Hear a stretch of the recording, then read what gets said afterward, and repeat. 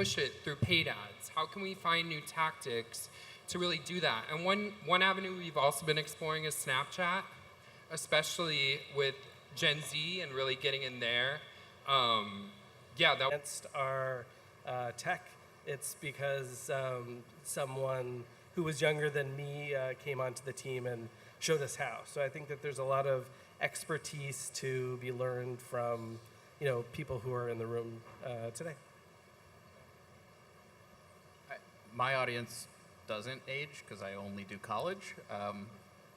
But I mean, at least from that college perspective, I'll see kind of like a spike in a new tactic enabled by some technology and kind of a correction where now it's maybe not the shiny thing, but it's part of an overall program. So like a couple years ago, colleges really wanted to create their own influencer networks. They did so. And that was like a big part of programs for a while, still a big part of programs. But then there's also more like, wait, we just want everyone to know when election day is. Can we just have all the bus shelters on campus? That works too, so. Is it okay if I ask you guys something that's not on the approved list of questions? What's a like tech approach that you guys think is like overhyped or just not nearly? Okay, what's something that people talk about a lot that you don't think is actually super effective, and what do you think we're not leaning enough into? I think in terms of working with organizations, people want to see metrics that really don't matter, especially when dealing with like influencers. I think the biggest thing that we found is like you might not get 1 million link clicks, especially now with voter suppression.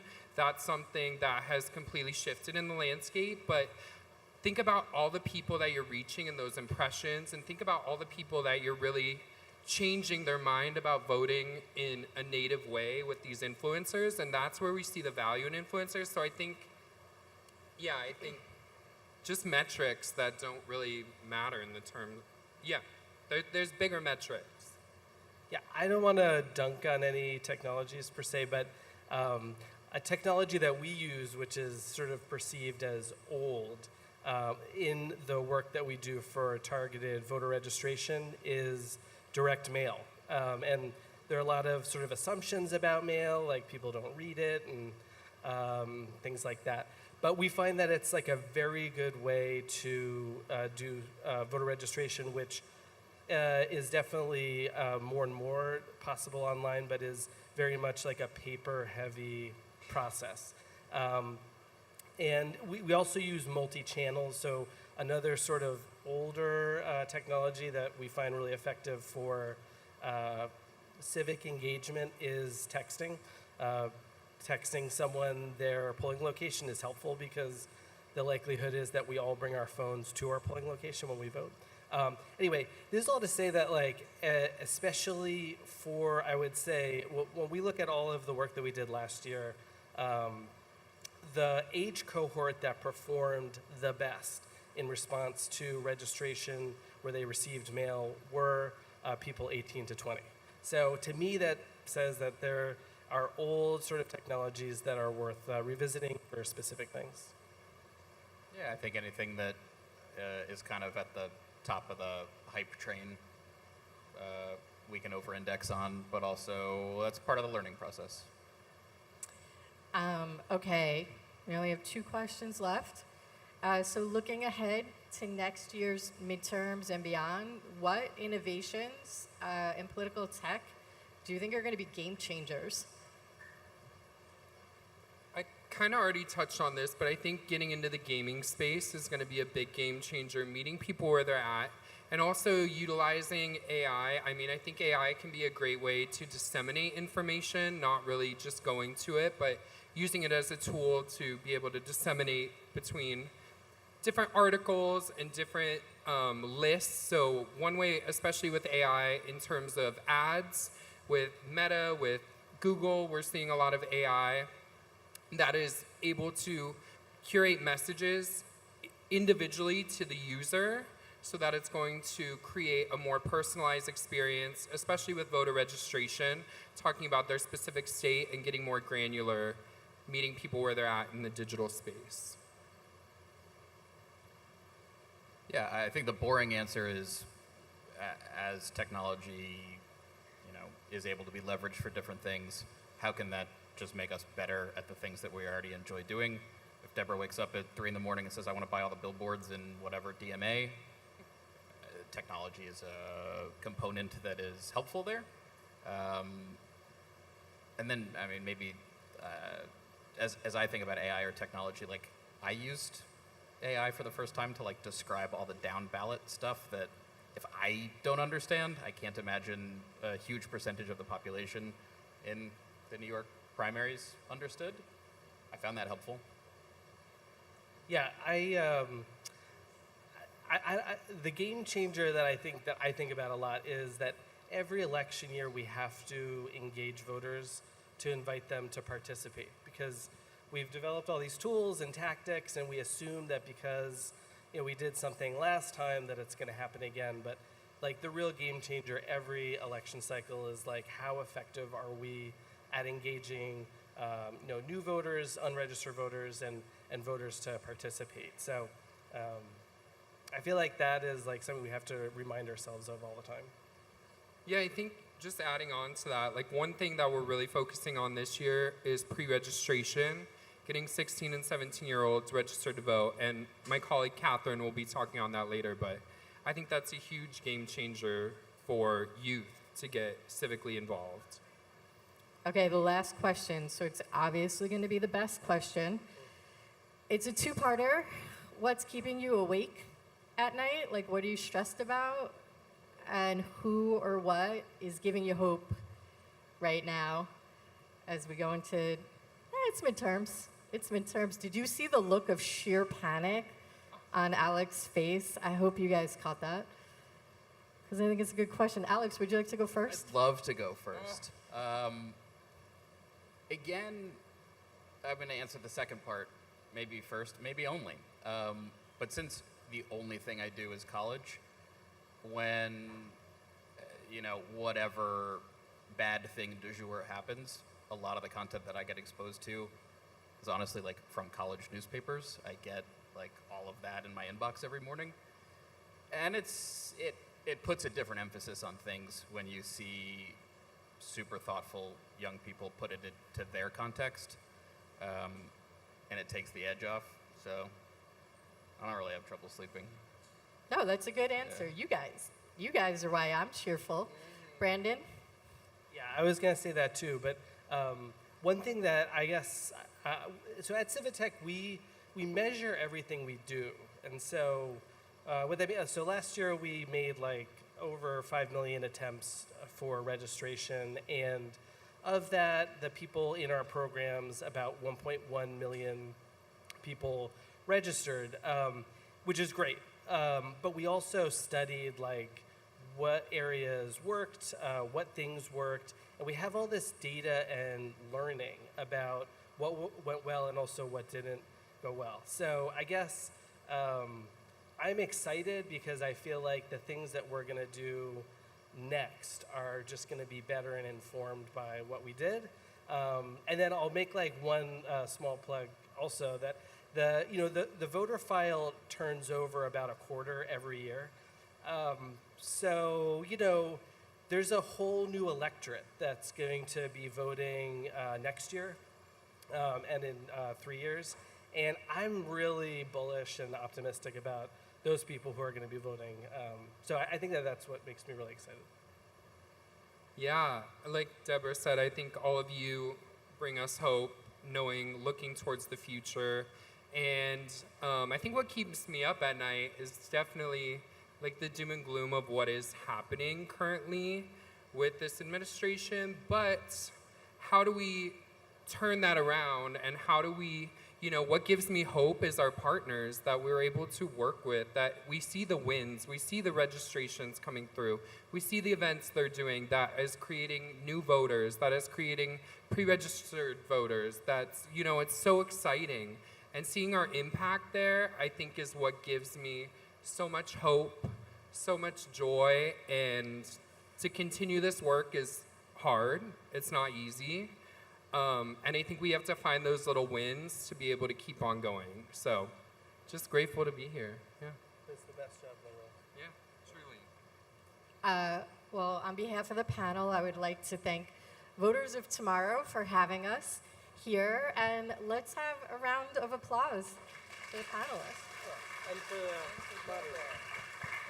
No, I'm a terrible moderator. I totally asked them questions. I did not tell them I was going to ask them, but thank you so much, everybody, and we're going to clear the stage. Thank you. Yes, let's give it up.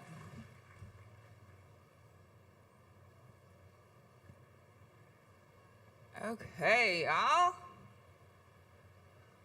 Now, okay, I feel like we've been talked at enough, y'all. So here's what we're gonna do. Everybody, can you stand up with me? Let's stand up, y'all. We're gonna break. Energy break, energy break, energy break. As a youth elder in the room, I can tell you to stand up, okay? Let's do this. Here's what we're gonna do, okay? We're gonna do a thing called the organizer stretch. Are we ready? Because if you're gonna be a policy person, you're gonna be a strategist, whatever you wanna be, you have to be a good organizer first, right? So what we're gonna do is I want everybody to reach up for your goals. Now come on, y'all, those are weak goals. Reach higher, higher goal, bigger goals. And we're gonna reach down to the grassroots. Be in touch with the roots. Yeah. Then we're gonna reach out and we're gonna shake the money tree because we need some resources. I need some resources, okay? I'll share my Cash App later. And then we're gonna blow with the winds of change. Oh, more change in it, y'all. Come on, y'all are acting stiff. Like you're the old ones. Okay, then we're gonna reach behind you for the people that came before us. Stretch behind. Then to reach in front of you for the people that came after us. They're gonna continue to come. Then we're gonna lean to the left because we're, clearly progressive, Avi. And then we're gonna lean to the other left because I don't have it right. What? Sorry, Fox News. Okay, and now what we're gonna do, y'all, is we're gonna give everybody an actual break, okay? There's drinks up here. There are drinks downstairs. There's food. You can start to smell it. Food is coming soon. There's gonna be snacks and food coming. We're gonna give everybody 10 minutes, and then we're gonna come back to program. But talk to some other people you don't know in the room. Mix around. Get some drinks. Take a break and breathe. Coming back in 10, y'all.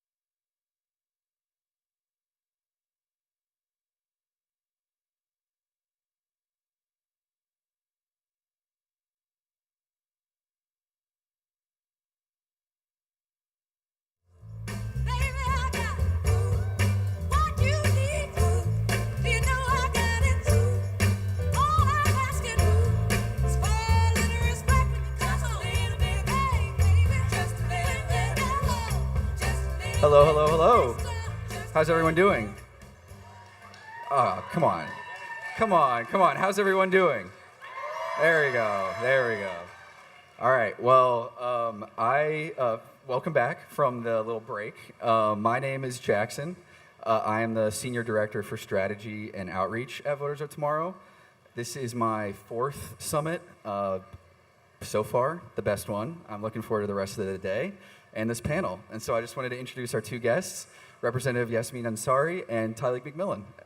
Would you just want to do a quick little intro on who you are, where you come from, how you got involved in the fight? I mean, you really got involved in the fight.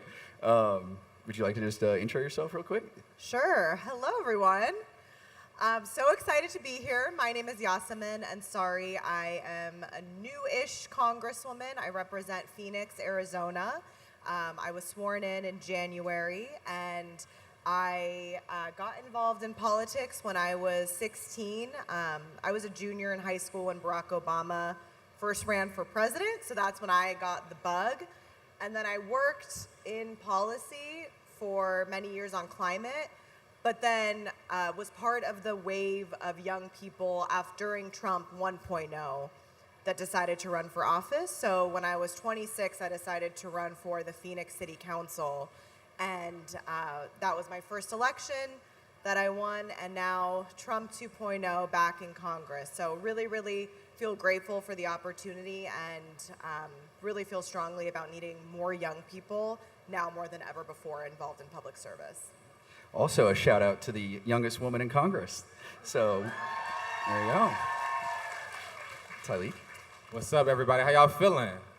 Give it up for yourselves for being out here today. You guys could have been anywhere else, but I think it's special that you all chose to be here. I think what speaks volume, and I think it's exciting for our future when we see young folks come together like this. Well, my name is Tyleek McMillan, civil rights activist, organizer. I got into this fight when I was about 13 years old. I used to enjoy sitting on the couch with my great-grandmother watching C-SPAN all day.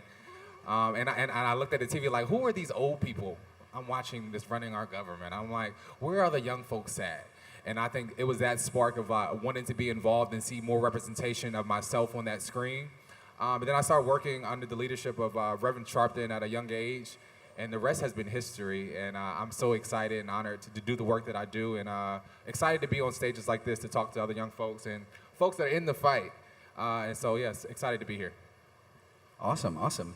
So I'm going to kick off this panel. So the theme of this panel is fighters versus folders, which is obviously a theme we're hearing a lot about, especially in the last 6 months. And we've obviously got 2 folks who have sort of different paths in fighting. And I'm really curious, what does fighting versus folding mean to you as a member of Congress, and then Tyleek as an activist? So would you like to respond to that? Yeah, thank you. Great question.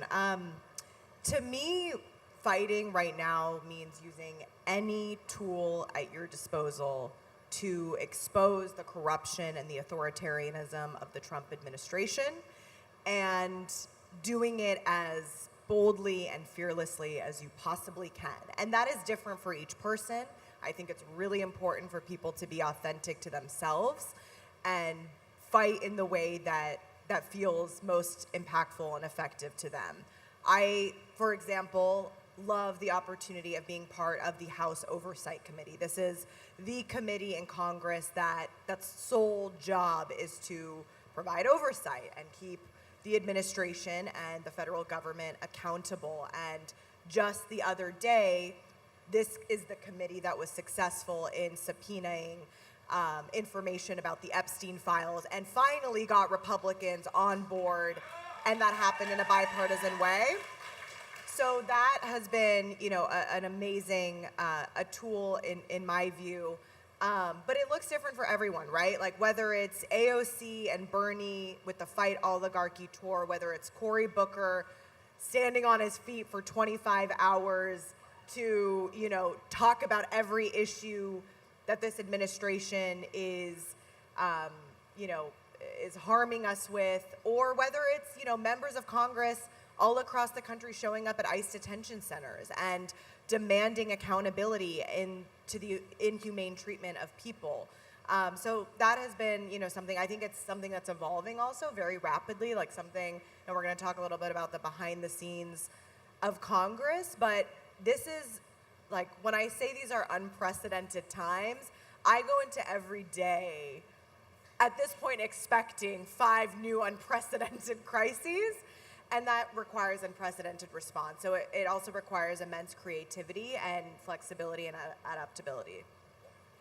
That's a great answer. Yeah, I feel like right now we're at a point where there's so many different. I mean, we've been saying this for almost a decade at this point. That every day you wake up. It used to be crazy tweets. Banned from that at this point, I guess. And now we're at crazy executive orders, and even just today he said he was thinking about pardoning Ghislaine Maxwell, which is, if you had told me that 10 years ago that this is what we would be talking about in the second Trump administration, I would have never believed it. But Tyleek, what does fighting look like to you? Yeah, I appreciate that question. When I think about fighting, I think about not being comfortable and not allowing what's happening to be normal. And I think thinking about that, like fighting is we're fighting for something bigger than ourselves. Like we're not just here to talk it. We're not just here just to be in these rooms. But when we say fighting, we're actually putting in the work for future generations that are coming after us. We're fighting for our brothers and sisters. And when the history books are thinking about this moment, I'm thinking about using all that is at our disposal to really do the work. And in that fight, it's whether it's talking to your friends or whether it's fundraising for certain organizations or whether that's speaking out at rallies, whatever that fight is for you. I always say it's different for everybody. Everybody can't do everything. We got this saying, it's like when you go to a cookout, everybody can bring the macaroni and cheese. Everybody can make the potato salad. You got to figure out what is particular to you and what you draw to, and be able to use all your resources to really to dive into that and become an expert matter in that and really delve into it. So yeah, that's what I consider to be fun. Yeah, I mean, how many of y'all have? I mean, being here today alone feels like I'm going to get a lot of great answers. But how many of y'all in the last 6 months have mobilized, talked about politics in group chat? Can we just get like a raise of hands? Yeah, okay. Woo! That's awesome. Yeah, that's great. Well, so we're talking about unprecedented times. Republicans just passed a really, really bad budget bill. I think it's one of the worst pieces of legislation that's been passed in my lifetime. How do y'all feel about the budget that just got passed? Yeah, the booze got to be a little more louder than that. I was going to say, y'all don't seem to be that pissed about it. I'm pretty angry. But I know I would be really curious to learn a lot more about what it was like, especially as a new member of Congress, watching Republicans fold to Donald Trump. I think there was a lot of reporting earlier this month that there were going to be a few Republicans that maybe had a spine and were going to stand up and stop this bill from being passed. But as we were just talking before this, kind of in the back of your head, you knew that this was going to end up passing. Could you just explain a little bit more about like what you were thinking back then or back then, a couple weeks ago, and kind of how that's informed the last few weeks of work on the Hill? Yeah, and it's been quite a, the fight wasn't just those 48, 50 hours, right? This whole budget process is pretty long, it's pretty complex, several steps. So there were 2 rounds where Democrats were in the House, where I am, fighting back for like 48 hours at the Capitol, right? And then the bill went to the Senate, and then it came back. So, I think, speaking of unprecedented, this bill is it's the biggest and most unprecedented transfer of wealth from working class and poor people in this country to the very, very rich and powerful. And from the healthcare cuts to the insane amounts of money to ICE that we know has been terrorizing communities, it is horrific all around. But as you mentioned, there were Republicans along the way who talked a big game. Several of them are from my state, Arizona. We have 2 seats in particular that are flippable seats. Like, Democrats have come super close to winning them the last couple of cycles. And one of them in particular, he wrote a letter with like 12, 15 other Republicans and said, I will not vote for a bill that cuts Medicaid.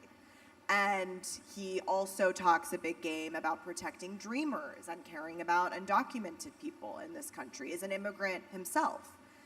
And so those actions definitely, like, you know, maybe I'm a little naive, but I think like gives you a glimmer of hope, right? And we truly, like, speaking of fighting back, we offered more than 500 amendments to this legislation. Some of them very simple, small pieces, like changes that would have made the bill less harmful. And it was just like, it's devastating. I mean, it's horrific to just feel like not one of these people has it in them to stand up to Trump. And I think my main takeaway has been, and people always ask me, like, behind the scenes, do the Republicans, you know, what are they saying? What are they thinking? Are they worried about Trump? And it honestly appears that the reality is they agree with 90% of the things that Donald Trump is doing. And Trump has such a like tight grip and a cult-like grip on the party that ultimately the Republicans voted for it. And now is the time to hold them accountable. Like, still there are many Americans who don't know what's in this bill, and we need to hold them accountable to that. So I'm excited. I'm actually flying back to Arizona today and starting off an accountability summer town hall tour tomorrow in Congressional District 1 in Arizona that's represented by David Schweiker, who voted for this bill, because we need to win these seats back, and we need to make sure that the people in those districts know what their reps voted for. And if you're watching and you're in Arizona's 1st Congressional District, go to your Mobilize page, I assume? Yes, Mobilize. Yeah. Mobilize.us Yeah. /Yasmin for Congress. Well, I would love, Tyleek, to hear a little bit about what this sort of fight, especially on the budget, and I really like the point about, I mean, I think I've seen, there's all sorts of data out there, but I think it's not crazy to say probably 4 out of 5 Americans don't know what's in this bill, or especially young people who maybe don't consume traditional news media that's been talking about it a lot for the last couple of weeks. Tyleek, I'm really curious, what have you been hearing, and what are some strategies that you think could be really valuable in trying to get people fired up about this bill? Yeah, absolutely. And I will echo when we think about our representatives who said they were voting no, but still voted yes. Their messaging is not enough. Like we live in an age where we just can't take their word, but we really have to see their action behind it. But I will also say, oftentimes we get caught up on, you know, how reflective we're looking at the federal government, and there's so much stuff that's happening. Always say local politics is so important. We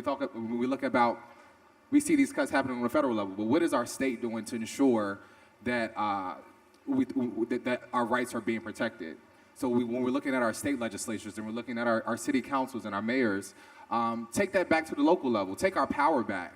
And I think communities should take their power back. And I think that is a way that we have seen a way of folks that are fighting back for what we're seeing here in Washington, that they're taking it back to the local level, and they're fighting at their local level in their state legislatures to ensure that their rights are being protected. And so I see that as a way of folks going back and organizing and really doing that work. But also, as I said, keeping the conversation alive about what's happening. Because like we said, a lot of folks don't know what's within the bill. So I think it's important of holding town halls and having these conversations of knowing what's at stake. We talk about folks of people's Medicaid being cut, or we talk about the fact of, you know, I don't know about y'all, but health insurance is really expensive. And so when we think about the fact with folks that already have pre-existing conditions and having to fight the battle of not knowing what tomorrow holds, it's important of going back locally and taking that power back. And if all these folks who voted yes on the bill, it's time to vote them out. And I think having that electoral sense of if they're not going to do it, then get them out. 100% agree. Well, that's definitely our plan for next year. We've got 18 districts that we're going to target. All 18 of those folks voted for this bill. We are going to flip those seats. So, with the power of young people in particular. But I want to go back to talking about Republicans supporting 90-ish% of Trump's agenda. Another part of I don't know if I can call it his agenda, but they seem to be supportive of, or at least supportive of covering up, is what you mentioned earlier, the Epstein files. I know recently this week that you had an amendment that was kind of I think that's a great example of how you can use legislative tools to fight back. I think if you could chat about what you did, what you tried to do, and also just why it's important, because I don't think anyone here is surprised about the Trump and Epstein stuff, but I think it's really important to talk about why it matters that we try and hold this administration or this individual accountable to his actions. Yeah, so in case you guys missed it, Republicans in Congress literally shut down Congress early so that they wouldn't have to talk about this issue. But what happened was we still had certain committee hearings scheduled, and so some of those remained. So even though we stopped voting, we still had our hearings. So one of the committees I serve on is Education and Workforce, and we had a long day of bill markup, which is when we go through the bill in detail and debate it, offer amendments. And one of the bills was around trafficking and sex trafficking issues at universities. And all my amendment did was say that the Epstein case, given that it is literally one of the most high-profile trafficking cases ever, and this is someone who's been convicted of child sex crimes, should be studied as a case study as part of this curriculum. And as soon as the Republican chairman understood that that was my amendment, they literally pulled the bill entirely from the markup and shut down committee for a couple of hours, and we ultimately just never debated it. And I tried to insert it later when we came back, but again, that bill had been pulled. So they're going through extreme measures, this is not normal, just to avoid talking about a subject that they themselves have been talking about for years. And so that goes back to the cult-like nature of Trump. Like, they will do anything to protect the most corrupt president in American history. I would love to hear your thoughts on that, Tyleek, as well. I echo your same sentiments about the fact that they will go to any measure to cover up. But I think that shows that when you are powerful, like how much you can really shift. And what does that mean to democracy, though? Like, I'm curious to know what are other members of Congress doing to kind of push this narrative about, holding the president accountable, and how do you think Republicans, because eventually Trump will be in office forever, how would they kind of redeem themselves after they have already set themselves on the record of not holding him accountable? That's the big question. I mean, curious, everyone's thoughts, but I think on the first one, we need to be talking about the corruption of this administration, every hour of every day. That is the central theme. Everything that has happened since day one of this presidency has been corrupt. You saw the billionaires sitting behind him on Inauguration Day. Immediately, those people made tons of money and were exempted from his reckless tariff policy, and obviously just got massive tax breaks for their companies. There's that. Talking about ICE, this is a storyline that isn't talked about very much, but the private prison companies were some of the biggest donors to the Trump campaign. And they made billions of dollars within the first few weeks of the administration. We're now about to quadruple detention center capacity around the United States. And you have companies like Geo Group and Core Civic, these are the two main ones, making record profits on the back, as we detain and dehumanize and discriminate and literally torture people. You have climate change, oil and gas companies Donald Trump sat in, like, this story got basically no coverage last year, but during the Trump campaign, he sat in front of oil and gas company CEOs and says, if you guys give me $1 billion and spend $1 billion to get me elected, I'll make sure you don't have to worry about anything.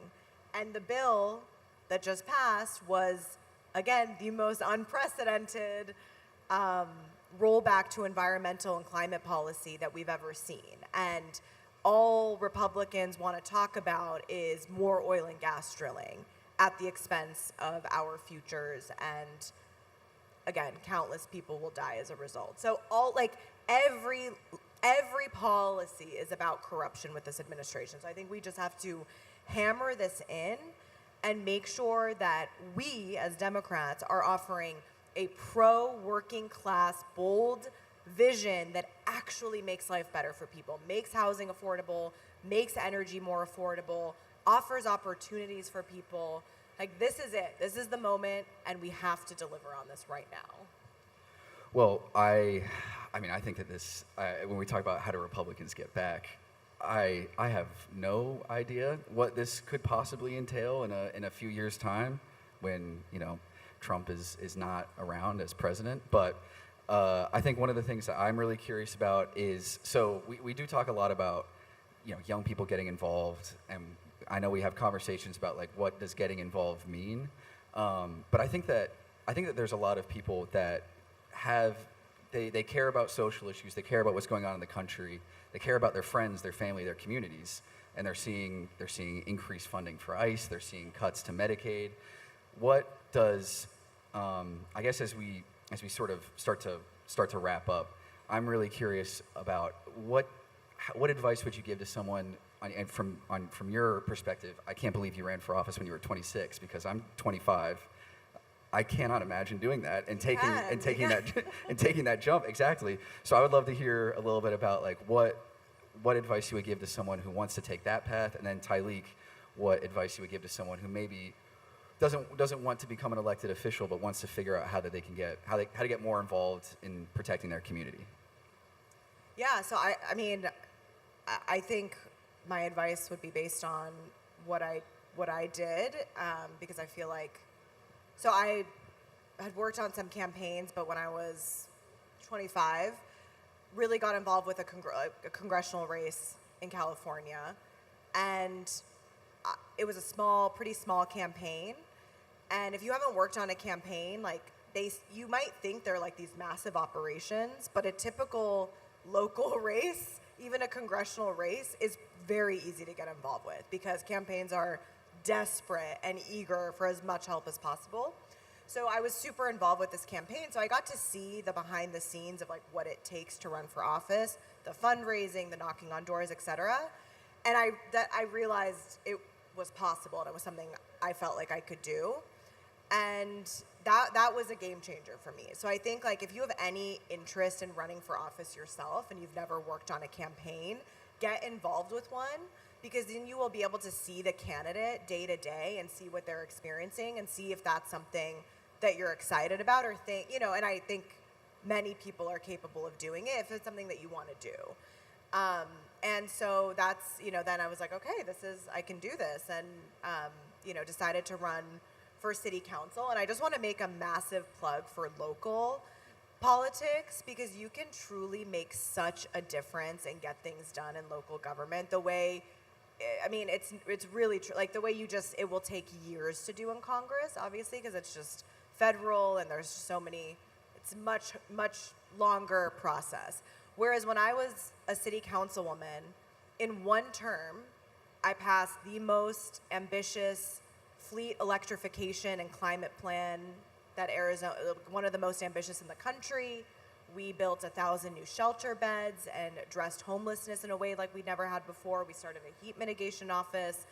We, when Roe v. Wade was overturned, passed a policy to direct our police department to make enforcement of abortion policies that were super archaic in Arizona the lowest priority for enforcement. Like, you can do so much, and I just cannot vouch for it enough. So if you want to run for office, highly consider city council, school board, state ledge, you can make shit happen and feel so good about what you're doing even in this climate. That is a great plug and preview for our local politics panel later this afternoon.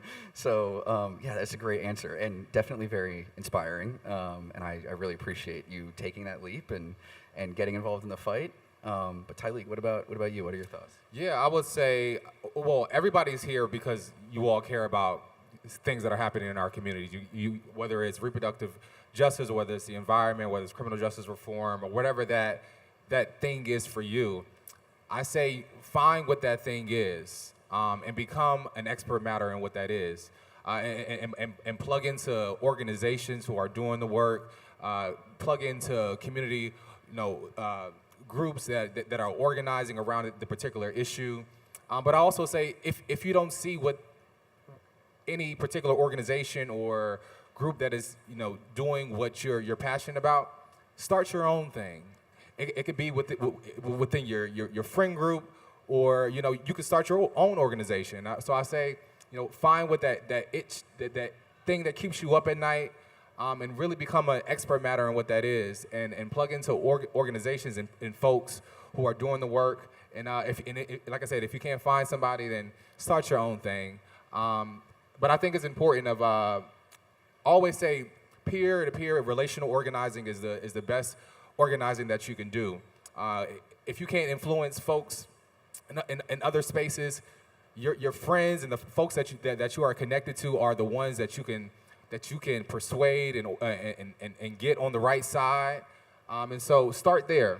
Start locally. Start with your friends. And I think it'll continue to grow. And I think when you are passionate about something, I always say you have your own lived experience. There's nobody else in this world who grew up like you, who grew up in your family dynamic. So know that your story is personal to you, and there's nobody else in the world like it. And so don't be afraid to share your story, and really dive into your own personal day-to-day to really drive what's meaningful to you. Yeah, no, I mean, that resonates a lot with me. I joined VOT when there were about over 4 years ago. We had less staffers than that. I think we had 3, 4, and here we all are now. And so I feel like, there's all sorts of stories, your story, Tyleek, that just emphasize that, like, you can get involved, and there's like a whole diverse range of ways you can do it. I'm going to make a pretty shameless plug for, if y'all are not involved in Voters of Tomorrow's chapter system, get involved. We would love to help and support you on the ground in your community. I know that we've got some chapter folks here who can speak to like all that they've been able to do in their community. And yeah, I mean, come find one of us in a white staff badge and we'll help get you sorted. But real quick, before we finish up, how many of y'all are ready to fight, get involved in a campaign before next year? Can I get hands up? Yeah. All right, good to see. So I'm gonna hold all of y'all to that, individually, accountable, all right? But I just wanted to say, can we just give a round of applause to our wonderful panelists? And, Yep. yeah, okay. Let's go. Let's give it up again one more time for our panelists. And don't worry, y'all. Thank you, panelists. Thank you, Jackson, also. Shout out to the staff. Okay, y'all. We have a couple last remarks before we head into lunch. But again, please make sure you check out the activations in the back of the room. Check out the activations downstairs. Stop by the Step and Repeat. Make sure you also shout out our sponsors, because we really couldn't do it. We say sponsors, but really, y'all, these are our partners. These are our co-conspirators for change. And so welcoming up to the stage another one of our co-conspirators for change, Jackie Korn from March for Our Lives.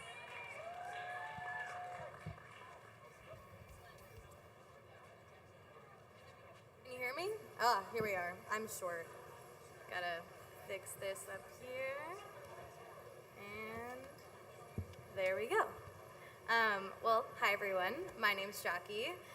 Thanks for being here today. I helped start March for Our Lives after I survived the shooting at my high school in Parkland, Florida. back in 2018. And to talk a little bit about the organization, back then everything happened really, really fast. We were grieving and organizing at the same time. We had to grow up overnight, really, after surviving a shooting that killed 17 of our peers and teachers and injured 17 others. And for a while, I absolutely threw myself into it. I was testifying, I was traveling constantly, I was meeting with lawmakers who clearly did not want to meet with us. And we were loud and relentless and very, very hopeful. It was kind of a hard lesson to learn that we weren't going to end gun violence in a year, which is something we genuinely thought was going to happen. But it turns out these things are marathons and not sprints. But then I was working so hard that at some point I had to stop, not because I didn't care anymore, but because I felt like I couldn't carry it all.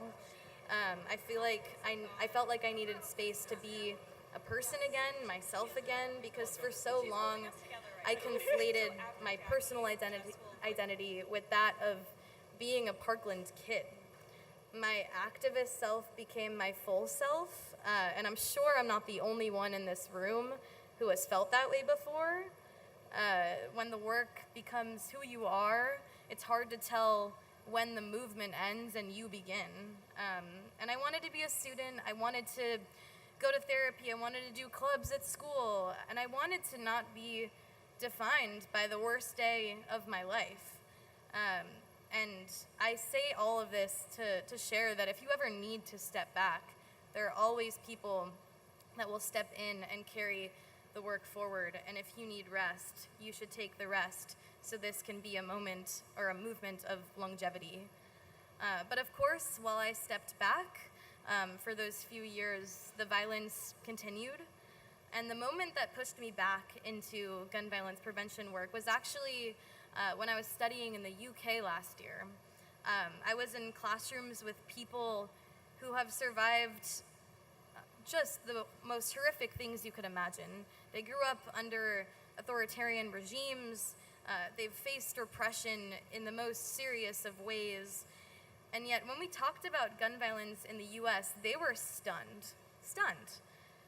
Not just by the statistics, but by how normal it has become in the United States. And their shock made me feel ashamed. I was ashamed that this is how the world saw us. We're a laughingstock to the entire world because of gun violence here. This is a uniquely American problem, and so that shame turned to renewed anger, a sort of anger that I felt in the immediate aftermath of the shooting at my high school. And so I was done letting it continue to fade into the background of American life, and I wanted to come back. So now I'm here, and I'm leading March for Our Lives as the executive director as of a few months ago. Thank you. And to be really real with you guys, and I'm sure many of you have faced this working in nonprofits and campaigns, but March for Our Lives faced a hard crossroads due to financial instability at the beginning of this year. We were basically forced to decide whether to quietly shut down or choose to rebuild from the ground up. And sometimes it's really easy to just let it go and move on, but we didn't, and we chose to rebuild. And so that's what I'm doing now, because I believe, and we believe, that gun violence prevention deserves ample infrastructure that's built to last. If this issue is going to take decades to solve completely, then we need to prepare and build a strong foundation to make sure we can withstand that work. And I still believe that the March for Our Lives name holds a lot of weight and is, the product of so many young people's starting points in their civic and political lives. So that's why I'm back, to bring more young people into the movement and really reintegrate the gun violence prevention conversation into our larger political and social conversation that we're having, because it seems to have dissipated over the recent years. And building is really, really hard. I'm sure everyone, again, in this room knows that, but it's the only way forward. And so March for Our Lives has a lot planned. In the coming months, we're going to relaunch a national action network for young people to plug in to trainings and toolkits, really creating easy on-ramps for people to take action in 30 minutes to an hour, making it accessible for young people who might be a little bit lower down on the civic engagement scale compared to all of you, for them to find an easy way to join in. We're going to rebuild our digital presence to make it easier for those people to mobilize fast. And we're going to launch bold campaigns that go beyond the policy and really expose the people who are enabling this violence and expose the industries actively profiting from gun violence. And one example is a pilot campaign that we just launched this week. It's a campaign focused on accountability of U.S. Attorney General Pam Bondi.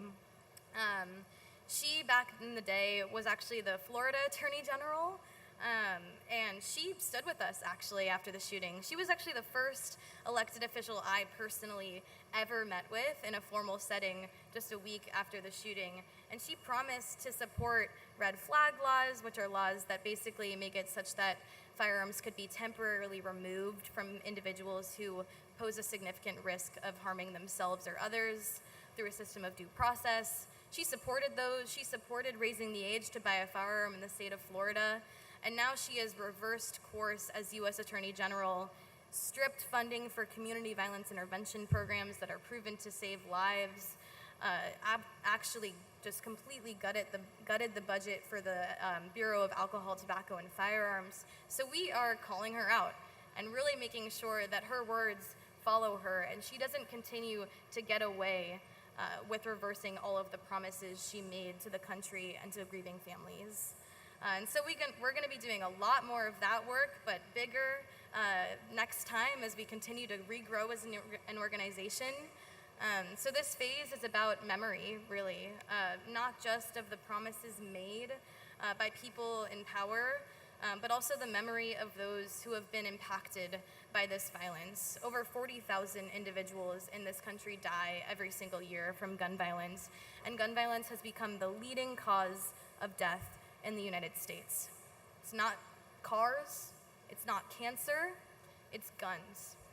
And that's entirely preventable. And so we owe it to the hundreds of thousands of people who have lost their lives in this country to keep talking about the issue, refuse to let it fade, and integrate it into every space where decisions are being made. So I implore you, if you're doing work focused on education, on democracy, on racial justice, on mental health, then you're already in this fight.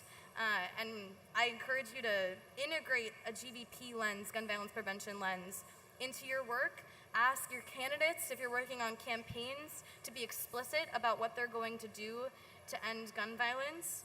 Talk about community violence intervention programs.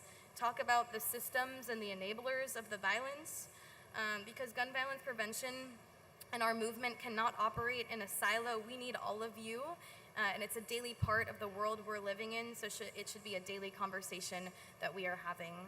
So lastly, thank you all for being here, and seriously, thank you for not giving up on our country.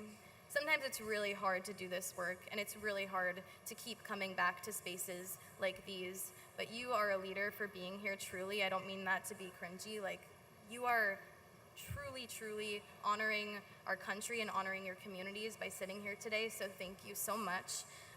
And so long as kids are still afraid to go to school in this country, the work must continue. Thank you.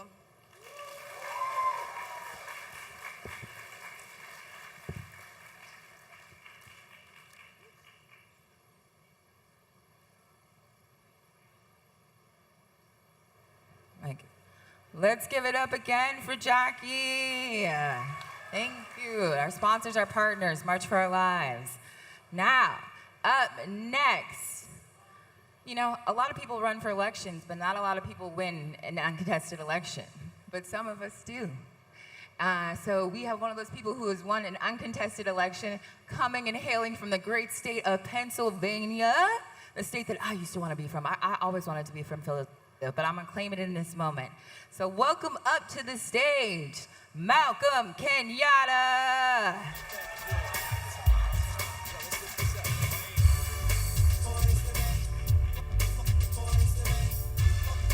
Good morning. Good morning. I grew up in a black church. I got to hear somebody say something to know I'm in the right spot. So I want to start by saying thank you. Thank each and every one of you for being here and for reminding each other by your presence of the power that you have in this moment that we find ourselves. I don't think I'm breaking any news here to say that we are in pretty perilous times, depending on how you look at it. We have a guy in the White House who does not give a damn about the very working people and working families that put their trust and their faith in him just a couple of months ago. But I will tell you, when I look across this room, I've had people ask me over and over again, Malcolm, what is giving you hope in this moment, in the face of this peril, in the face of this bigot in the White House? What's given me a lot of hope is all of you. And I want to be very clear about this when they talk about our generation. Young people are not the far-off future. We are the right damn now. We are the right now. We are leading organizations that are moving the needle in important policy arenas right now. We are stepping up and running for office, for Congress, for mayor, up and down the ballot. We are doing that right now. We are being unequivocal about speaking out against an administration that wants to rip away the foundations of our democracy to pad the pockets of a couple of fucking billionaires who cannot seem to ever have enough. And yes, we are collectively saying and using our voices to say that the mass starvation happening in Gaza right now has to end.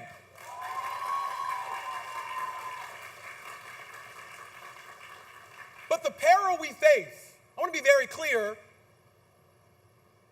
it's unique to us, but it's not that unique to the American story.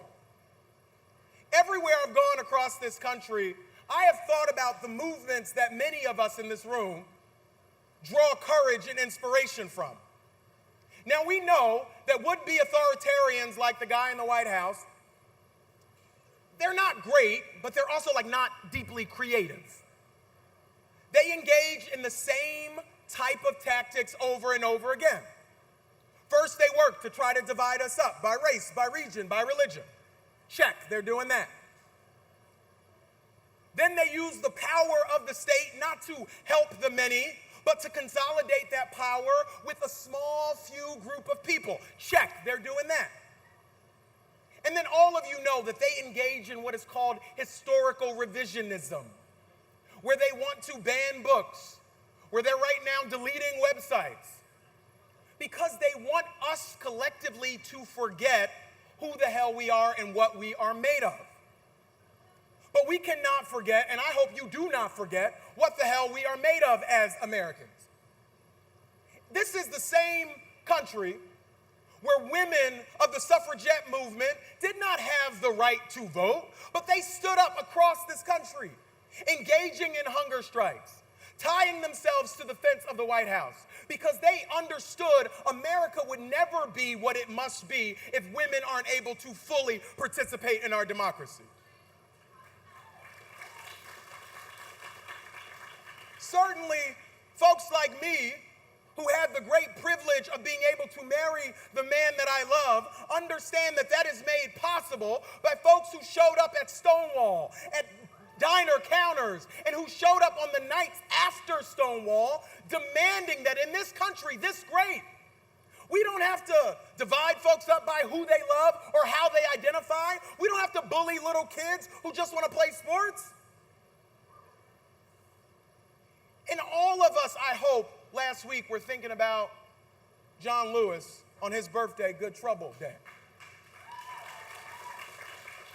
And 60 years ago, folks showed up on the Edmund Pettus Bridge, over 600 people, in the face of a guy who at the time was saying segregation now, segregation tomorrow, segregation forever.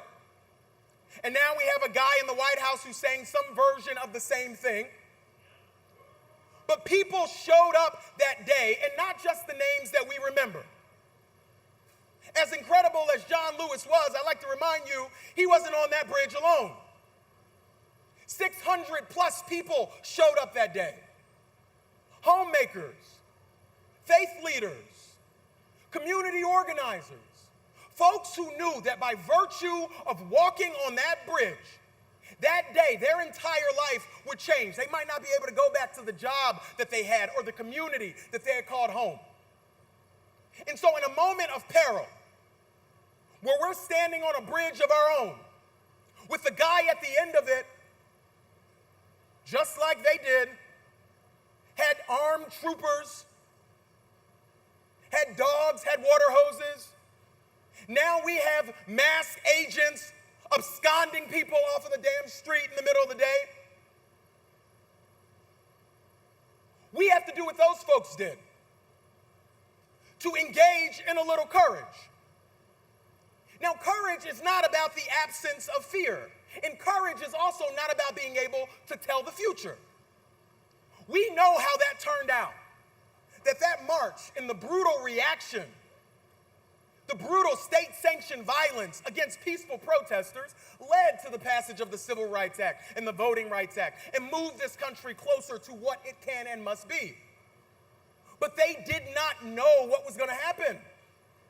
All they knew for sure is that there were dogs at the end of the bridge. All they could tell you for certain is that the polling for the civil rights movement at that time was in the tank.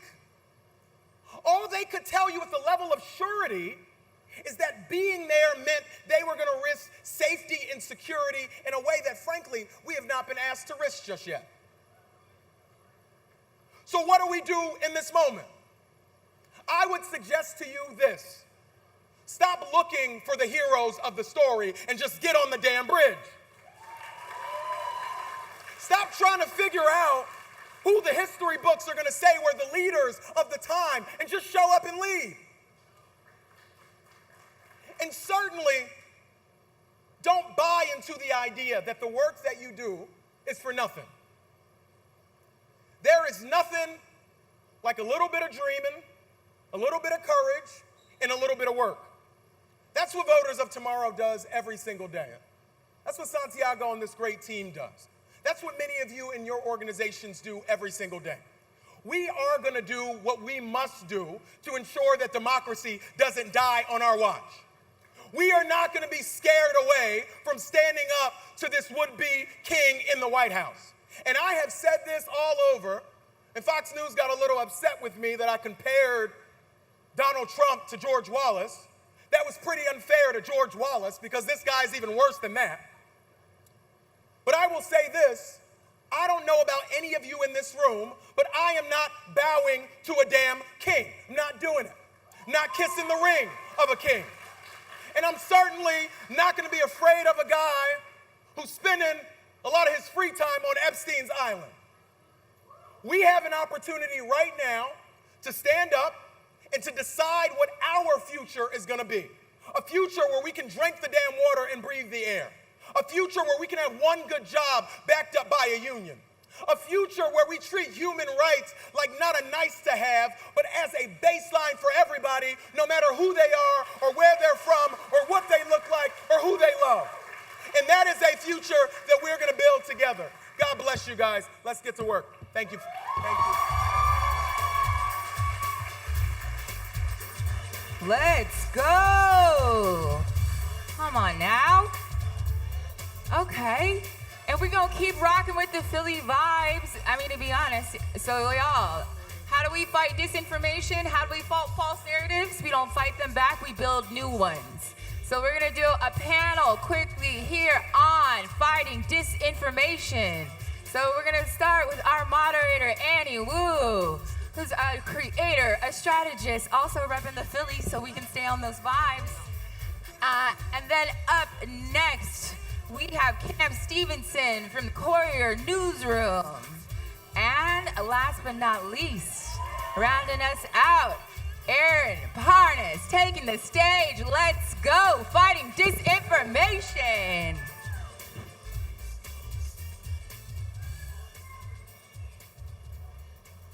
Thanks, Glennis. Hi, everyone. How are you doing this afternoon? Staying cool?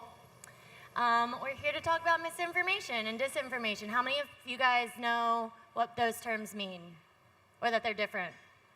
Well, hopefully we'll get a little bit more in depth during this chat.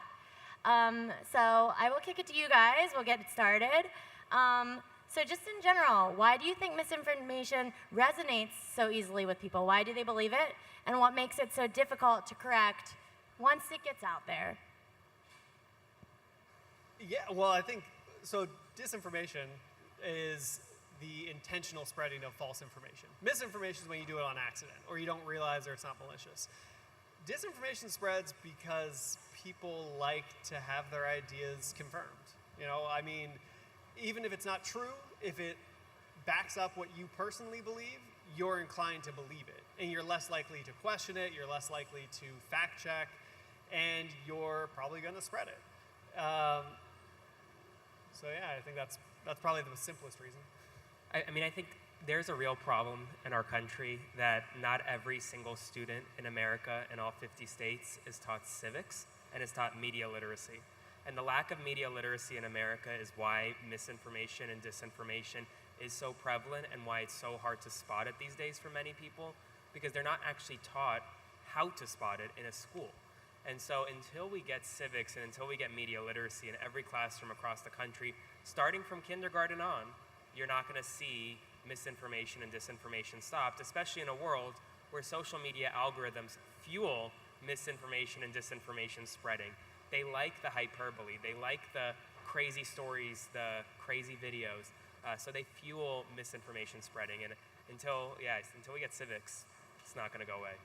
Yeah, I'd say that most of you, most young people, are like media native. You're digitally native, but that doesn't mean you're digitally literate. That doesn't mean people are naturally digitally and media literate. I also think that like when it comes to misinformation and disinformation, I mean disinformation is on purpose, but when it comes to misinformation, people do it on accident because people are lazy. It's not on purpose, it's not necessarily even ignorance. It's that it takes effort to go and check if something is correct. And I know I have been a victim to it, of just like not wanting to go and Google something else because I'm already on the social media site and I read a thing. And that is just an effort thing. Well, and that even goes to professionals too. I mean, Totally. I've worked in tons of newsrooms where, I mean, probably every newsroom, journalists are overworked, underpaid, they're on deadline, and they don't always have the time or ability to check all the facts they need, get the sources they need, and so they report based on what they have at that time. And that's not intentional, that's not to say that they're purposely spreading misinformation, but what they publish could be not the full story. I mean, we've seen that countless times. And that leads to a ripple effect, right? Because there's creators who see that reporting, or there's just normal consumers who see that, and then they share it with their friends, and that's how it continues to kind of be spread along. I'll just ask off of that as, I mean, you're a newsroom, but as a creator, Aaron, like as you're finding sources, as you're finding things from media outlets that have these big newsrooms and things, how do you as a creator make sure that what you're sourcing from them is accurate information? Yeah, I mean, I think in this day and age, 70% of the work that I do is actually coming directly from the first-hand source. You have a president who's doing foreign policy via Truth, right? So you're going to Truth Social, and that's where you're getting your information. And same thing with members of Congress. Social media actually is a top news source for anyone, for journalists or anyone else right now. But when I go to newsrooms, I have a few that I genuinely trust and I go to every single day. I go to ProPublica every single day. ProPublica does amazing work. I go to Wired. Wired has done some great investigative pieces recently. And I'm personally media literate. I don't have one news source that I read or I watch. I listen to radio every day. I read print. I watch TV. I scroll social media. I do it all, and I double check and triple check anything I put out there, because for me, I'm a lawyer by trade. Anything that I put out, I wouldn't put in front of I would put in front of a judge in a brief, and I'm not going to lie in a brief, so I can't lie on my social media as well. Well, you kind of started talking about this as the platforms don't necessarily incentivize telling the truth. I always say the phrase of like, nuance doesn't trend. It also doesn't necessarily always fit in a tweet, and most people aren't paying for that app. So what responsibility do you feel these social media platforms and these tech corporations and companies have in ensuring that we're not spreading misinformation? And do you think what they're doing currently is enough? Well, to start with the last part, no. They do very little. And I think the difference really lies in what their responsibility is and how much responsibility they take. Social media companies, they're owned by billionaires who have their own purpose for why they're allowing this information to spread or why they're allowing you to use their product for free. I mean, we've seen since, 2017, 2018, when Mark Zuckerberg testified before Congress. It was his first lizard person moment, where he was talking circles around the people who wrote the laws that make them responsible. So social media companies aren't going to take that responsibility on themselves. It's important for laws to change. We need to have certain standards of truth. We need to have certain levels of accountability. We need to have people actually face consequences for spreading lies. I mean, we're seeing that in the broadest sense with Candace Owens. She's spread a lot of lies about the French, about the French president's wife. But it shouldn't get to that point. You have to nip it in the bud a lot sooner. I mean, I'm actually I don't know where I personally stand on this issue, because I'm a big proponent of the First Amendment and really not placing many restrictions on the First Amendment. Like, yes, you can't yell fire in a movie theater, but there's a difference between misinformation, disinformation, and a story that's framed in a way that you just don't like. And as a result, I think when it comes to social media regulation, I'm a bigger proponent of rather making it easier to hold journalists accountable when they are spreading blatant misinformation in a courtroom, rather than regulating a social media company and requiring them to take down posts, because it's a slippery slope. What misinformation is to some on the right may be accurate information to some on the left. So it's very difficult to really discern unless it's very blatant. Like if someone tweets out the sky is green when the sky is blue, that is misinformation. But there are ways to frame a story on the right and on the left that makes it, that some may say is misinformation, but it is technically accurate. So it's a slippery slope. It's difficult. Yeah, there are things that are subjective, and I think that what you're saying about making things more available, I think I really appreciate the addition on Twitter that when you go and you share an article, it suggests that you go and read the article. You don't have to go and read the article, but it's there. It makes it a little bit easier. It gives you that reminder that, you might want to go check out what the thing is you're sharing if you just read the headline. And it's not forcing you to. It's not making the outlet, have to change what their headline is, but it's giving the consumer that ability to discern it themselves. And so, what are some practical ways that young people and everyday users on social media, because we know everyone uses social media now, and some people are more literate or not, how can they push back against misinformation that's happening in their feeds, in their circles, and especially just on the online space? Yeah, well, I think first and foremost, we are living in an era where personalities and people are trusted more than institutions. Your parents, grandparents, they trust Fox News or MSNBC or CNN or whatever, or local news. That's not the case anymore. Aaron has a lot of influence because people trust him as a person. People have read Annie's reporting and followed her, what she's spread online, because it's truthful and accurate, and they trust that. And so I think being able to find personalities people trust and use those as sources is very beneficial. And also just finding a way to frame your discussion in a non-combative nature. I find the most success in my reporting not framing things, just in a political example, Democrat versus Republican. Because if you do that, you're automatically turning off 70% of people. You know, there's independents who don't like either party. You know, most people don't like either party. And so you immediately have that bias. And so my success has been framing it more as a class issue, as it is, you know, working class people, regular people who are being given these difficulties, being fed lies by wealthy people because it is a way for them to make more money. I mean, that's what social media companies do, is they allow us to get these clicks so they can make more money.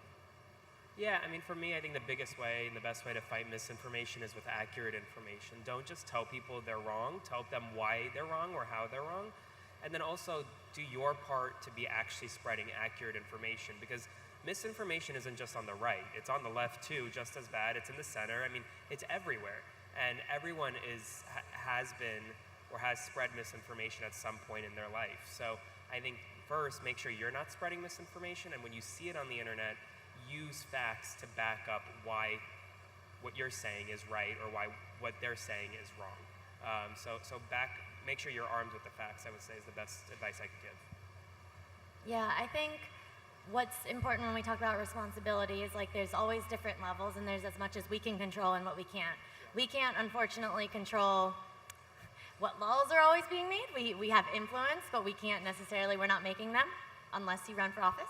And we can't control these, you know, billionaires and tech corporations, but as consumers, you can control what you're doing. As creators or people who are sharing information with your friends or with larger audiences, you can have the responsibility. And so I think the responsibility falls in many different tiers, and it's how can you control it?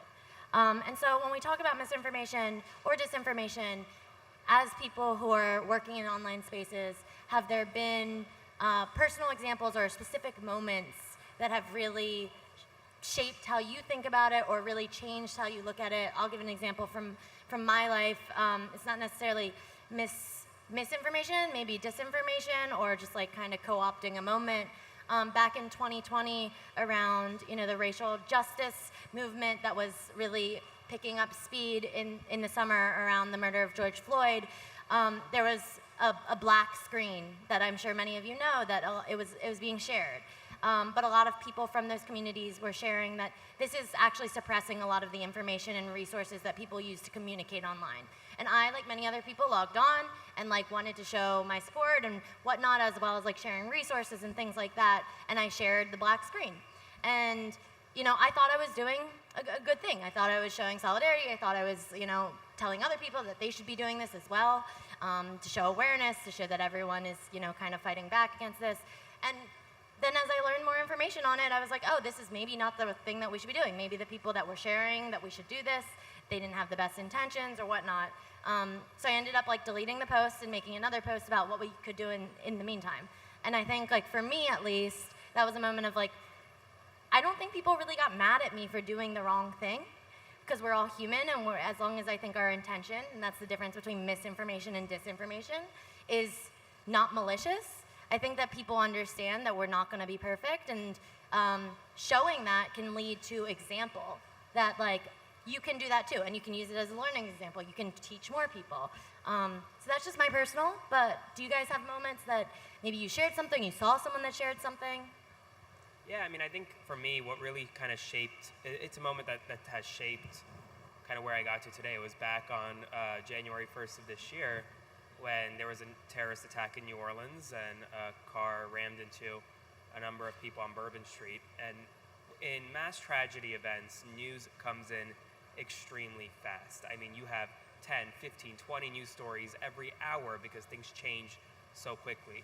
And at the time, I shared a report, it was from Fox News, about how allegedly the person responsible came across the border about a week before. And I shared that report because at the time it was an accurate report when Fox reported it. And in about 30 minutes, it had about 500,000 views on my TikTok. Then 30 minutes later, Fox News came back and was like, no, we're actually wrong, that's not accurate. And in that moment, for me, I could have kept that video up and just made a new video, and because TikTok actually incentivized keeping videos up because I get paid out through the creative fund if I keep the video up. Or I could take it down and explain why I took it down. I took it down and I explained why I took it down.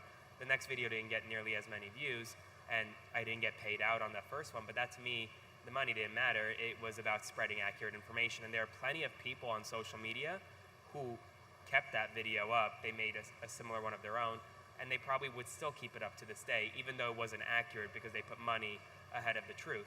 And so I think I was susceptible to, I guess it was accurate at the time, but then it turned inaccurate, and I think it happens to everyone. And it's something that, as a responsible social media user, you have to be able to admit when you're wrong, and you have to tell people when you put something out that's wrong and fix it. And also things change in time. Yeah. We learn more information that happens around elections as more data comes out, things like that. And I think something about being a creator and something about being a consumer and the way the algorithms work is it's not necessarily in time order. And also as a consumer, you don't see every single thing someone posts all the time. You might miss things. So if someone goes and corrects something, they might have only seen the original video. And if you keep that original video up or things like that, they might not see that you issued a correction. And so I think there is, responsibility that falls there. Yeah, no, absolutely. I think the struggle, anyone who is trying to present information, a creator, a reporter, anyone, the battle they're dealing with is getting there first versus getting it right. If you want to report on something or spread, get a video up or post something with a trend, you want to get it up quick. But oftentimes that doesn't mean it's right. Yeah, exactly. I think the best example is something that I see, and you can look in your local news and you'll see this probably every week. But who's familiar with the phrase officer-involved shooting? Sounds familiar? It means a cop shot someone. But that's the safe PR term that media outlets have honestly been trained to use.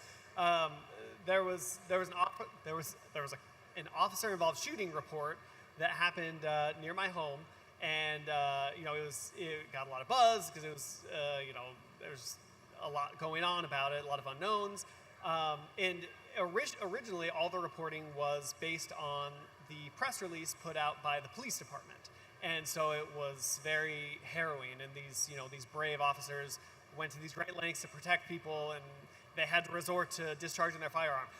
It turned out that there was a veteran was having a mental health breakdown on his street, and a cop got trigger happy and shot and killed him. It was a tragedy, and it was criminal. But because the initial reporting was all officer-involved shooting, resolves disturbance in neighborhood, people thought that meant that the police had protected and served, when in reality they had aggressively killed someone. Yeah, and I think that balance between, especially online and as creators, and trying to get there first, but also trying to get it right, that is really a balance, because, that retraction, things like, we see that in, more traditional media. People don't go back and read the retraction, and also once you read something, you can't unsee it or unhear it. And so we are getting the wraparound, so I have two quick more questions. One is it's a lot, so try to keep it short, but I know we could go into it for much longer. And it is about AI, which is a whole thing. We could probably do a whole panel on it.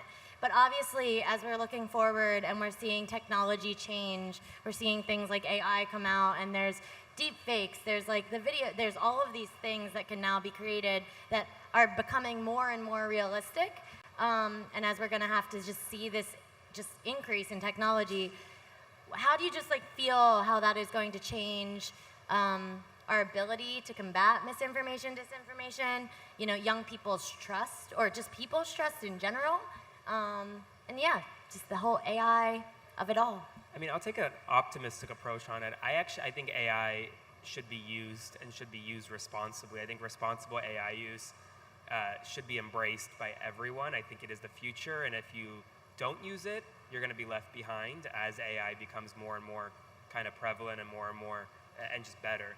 But I will say there are a lot of bad actors out there who use AI irresponsibly, and I just think it goes back to my original point of, if you're not teaching kids how to spot misinformation in a school, you're not going to be able to combat misinformation on the internet, because AI is becoming more and more kind of realistic in real life. And there will come a, I mean, I was watching Sam Altman speak the other day, and there will come a point where theoretically AI could be thinking better and make better decisions than the President of the United States. And that should scare everyone. Well, I don't think that's hard right now. And it should scare everyone, but at the same time, it's coming, and we have to embrace responsible AI use, whether we like it or not. Yeah, I mean, AI is just the next step in our technological evolution. Like, when you were growing up, you used computers and Chromebooks in schools, and before that, the internet was a big thing, and before that, it was TV, and before that, it was radio. And it's just a matter of accepting what the technology can do, what it's capable of, and what its limits are. And going back to what Aaron said early on, is just teaching media literacy, critically thinking, looking at what you're seeing, what you're watching, what you're hearing, and being able to determine if it is legitimate. One final note, like one last statement on something right now that is either a tool, a trend, a moment, a thing you saw, an experience, that is making you just optimistic about our future and making sure that people still understand truth, that that is what's being spread, and combating misinformation and disinformation. The No King's Day protests. I mean, truth be told, it was very inspiring to see millions of people across the country get out in one of the largest mass protests in American history, the largest in decades. I think that day was a real inspiration for a lot of people around the country. I don't know if it's going to make a difference at the polls or anything, it may not, but it was a rallying cry around a common goal, around a common fight for the truth. So that was a big, to me. Yeah, for me, so one of the things I report on is local efforts people are doing to oppose illegal acts by the Trump administration. And what I'm seeing a lot is, when you're online and you see everything from a national perspective, it can look very bleak and very hopeless. But there are a lot of successes happening locally. There's a city in Kansas where they were able to shut down an ICE detention center that was being opened. There's a couple other cities who are able to get their police departments to get out of this ICE deputization program where their officers work with ICE. And so I think as we feel more of our online community becoming everything, redefining what embracing our local communities is what is going to reignite that feeling of hope and allow people to see successes and see wins and fight back on disinformation. Yeah, I think the thing that keeps me hopeful, and it kind of goes off what both you said, is is the power of community, and as simplistic as that sounds, and reality of, I think after being shut down and locked in our houses in 2020, 2021, as people are more reliant and online, there is also this urge, especially from young people, who want to be in real life with people. They want to go and be in third spaces. They want to go and hang out with people and touch grass and see the sky. And as many people that say the sky is green online, if you go outside, you see the sky is blue, right? And so people talking to each other, people going out to protests, people going out and seeing things in real life and experiencing them and being able to discern what is true and what is not because they are there. I think that is something that keeps me hopeful, and that is something we always have the chance to do. So with that, thank you guys so much. Thank you.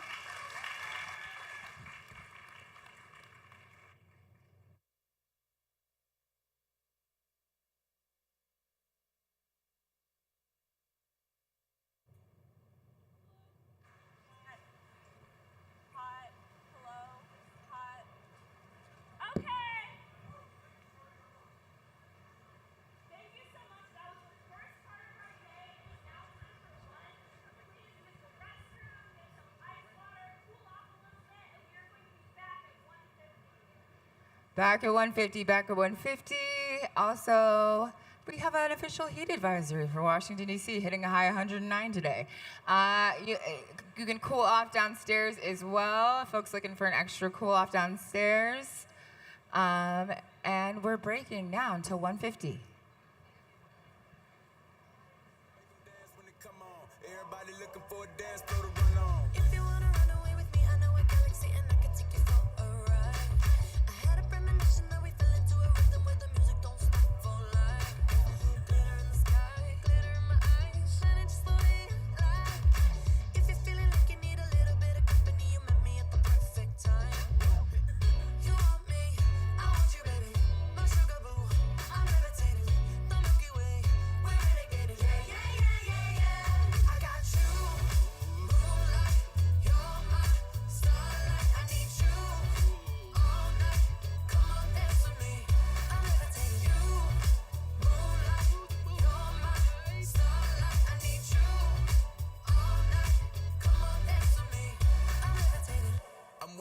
greatest, ain't no debating on it.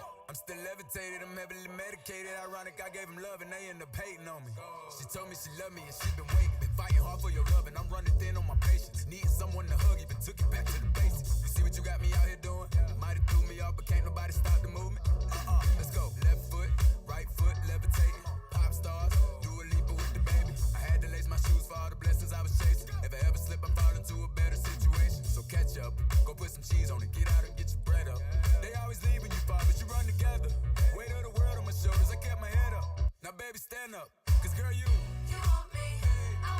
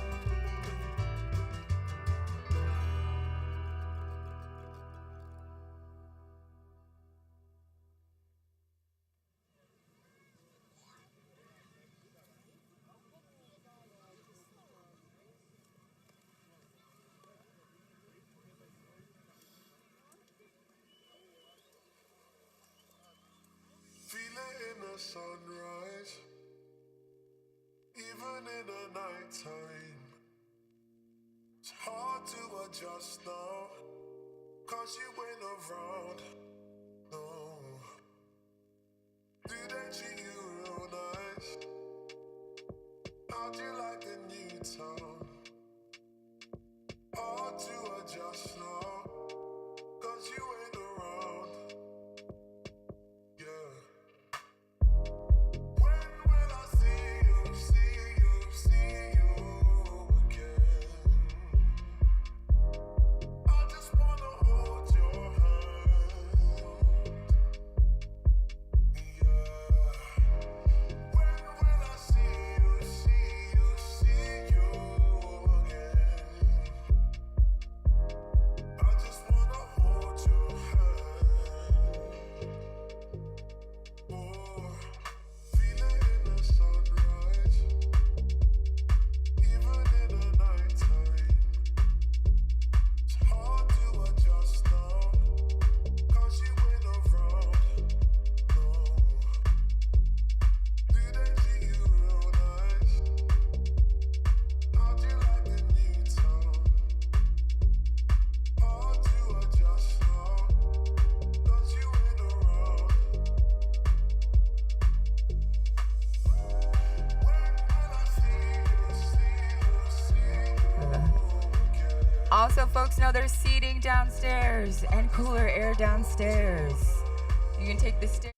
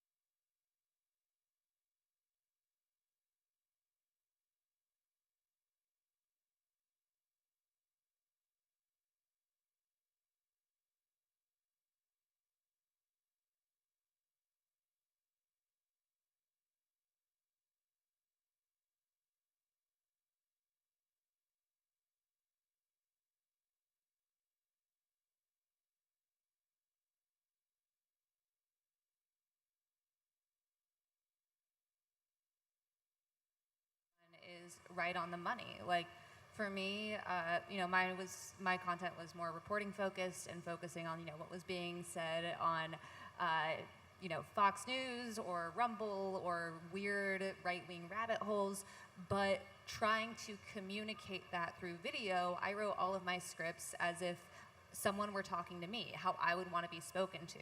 And I think there's this feeling that everything has to be the same, or you have to follow this like cookie cutter format, or you have to be someone else. And the truth is, we're so estranged from each other now, especially after COVID, that people want authenticity with a little a, because it's hard to find it anywhere. We're not in person with each other as much. We are dependent on the internet to fulfill these social connections, that some of which would have been filled like right here in this room, talking to each other. And recentering, that's really important, but also making sure to talk to people like you want to be spoken to. And Kat, I want to ask you, you brought up, breaking through the sort of cookie cutter traditional ways that politics has communicated in the past. You're running for office, round of applause. Yeah. You're running for office, you're young, you have a strong social media presence. What has it been like, and why does it give you sort of an advantage to be digitally native and to be communicating to young people in this way that I think a lot of other campaigns might discount? Yeah, it's a huge privilege to start a campaign with a large platform already, and we're trying to use that as responsibly as we can to try like a new type of grassroots campaign of communicating honestly, being transparent, and also bringing the online offline, which I feel like especially in digital communications with people who aren't digital natives, they think the buck stops with a meme. You plug in this meme and votes come out, and you really have to translate that reach you have online to people knocking doors, to using your platform and your resources for good. Like in my campaign, our campaign office doubles as a mutual aid hub, but we have park cleanups, we use Discord to mobilize our volunteers. And the result has been an incredible outpouring of grassroots support, because I think it's that real aspect we were just talking about. In fact, about 5 minutes ago, we just passed the $1 million threshold of money raised with an average donation of $32, no billionaire money, no corporate PAC money, no Republican-funded PAC money. And that's because people are sick of the system. And if you don't have someone that grew up with the internet on your team, hire one. But also the old playbook is gone. This isn't Facebook, this isn't MySpace circa 2009. We've got a billion different universes on every single phone, and you need to be ready to make your own. Congratulations on the $1 million. That's Thank you. Huge, so exciting. I think something that a lot of people have been curious about in the digital space is you have the groups of young people, like the people in this room right now, who are politically engaged, who want to consume political content, who want to know what's going on in a fun, culture-forward way that's built for them, but they're still looking for it.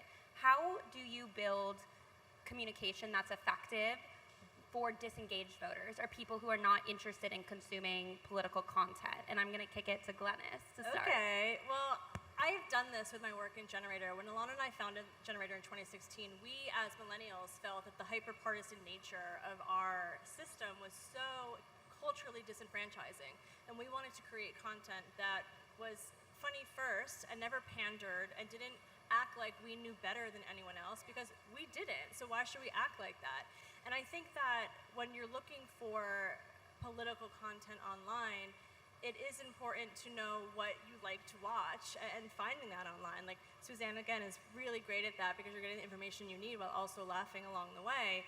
And it's also making sure that you have the right people on your campaign or working on your team who know how to storytell and message. And it's not just an elected official saying this is what's important and you need to care about it. It's like, how can we package that in a way that is informative and also fast? I don't think anyone's really looking, or if you are, let me know, but to watch a 15-minute breakdown of why redistricting in X, Y, and Z state is fundamental to our democracy. Can we package that into a 90-second clip that is visual and cartoony and really you're able to ingest it. I think that's a very like long answer of like a couple of different ways that you can really message it, that makes you stop the scroll, right? Like that's the thing that everyone's trying to do.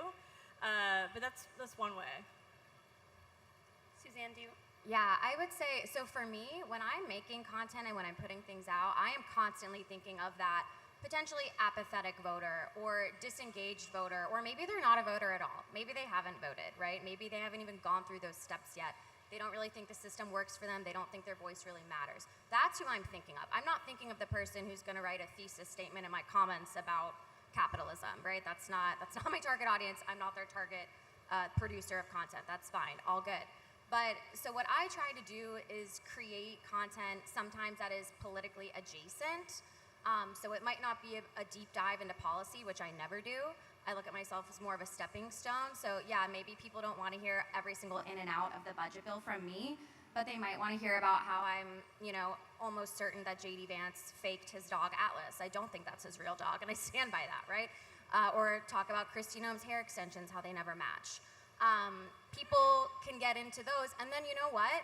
That might pique their interest a little bit more to then do some more research and then find out, oh wow, and look at the terrible things she's doing in her position, right? But I'm not that person. I'm not their end destination. I look at myself as a stepping stone, and you have to make things interesting. And like I said, there's, truth is stranger than fiction. You don't have to make anything up. What I will say on the misinformation, disinformation front is I always think, if I'm using this in a joke, am I causing real harm, right? Did JD Vance actually have romantic relations with a couch? Who's to say? No one was there. You never know with that guy. Probably not though, right? But did it undermine the Vice President of the United States and potentially help us when we think about, something to rally against and form community? Yeah. So I think I just wanted to add that in there because I do love a little element of trolling in my content. Yeah, I think that one of the things here of like bringing the apolitical into the political is really important because so much is such a bummer, and I'm sure all of us in this room have fell into doom scrolling spirals. And so if you're wanting to make content or watch it, like what we talked about with, just having a bunch of facts and figures, that is really important, especially when it comes to hard reporting. But also, there's a reason a lot of Americans get their news from like late night shows or from YouTubers, because everything feels horrible a lot of the time, and they want to watch something without wanting to crawl into a hole afterwards. And so being able to cut to the chase of what is really important, what is happening, how it affects you, and how you can have hope, or at least laugh a little bit, is a great way to communicate. Because otherwise, how long can that last? I want to continue us down this sort of engagement to mobilization ladder where we've now talked about how we bring in the apathetic voters or people who aren't interested. But now they're watching your content, consuming the work or strategies that you've created.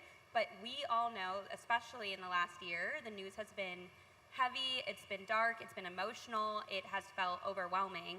How do you keep people from tuning out and kind of be an anchor space where people continue to come back to when they're feeling overwhelmed? Yeah, I'll start with that just because it kind of was the anchor of why Alana and I even started Generator in the first place.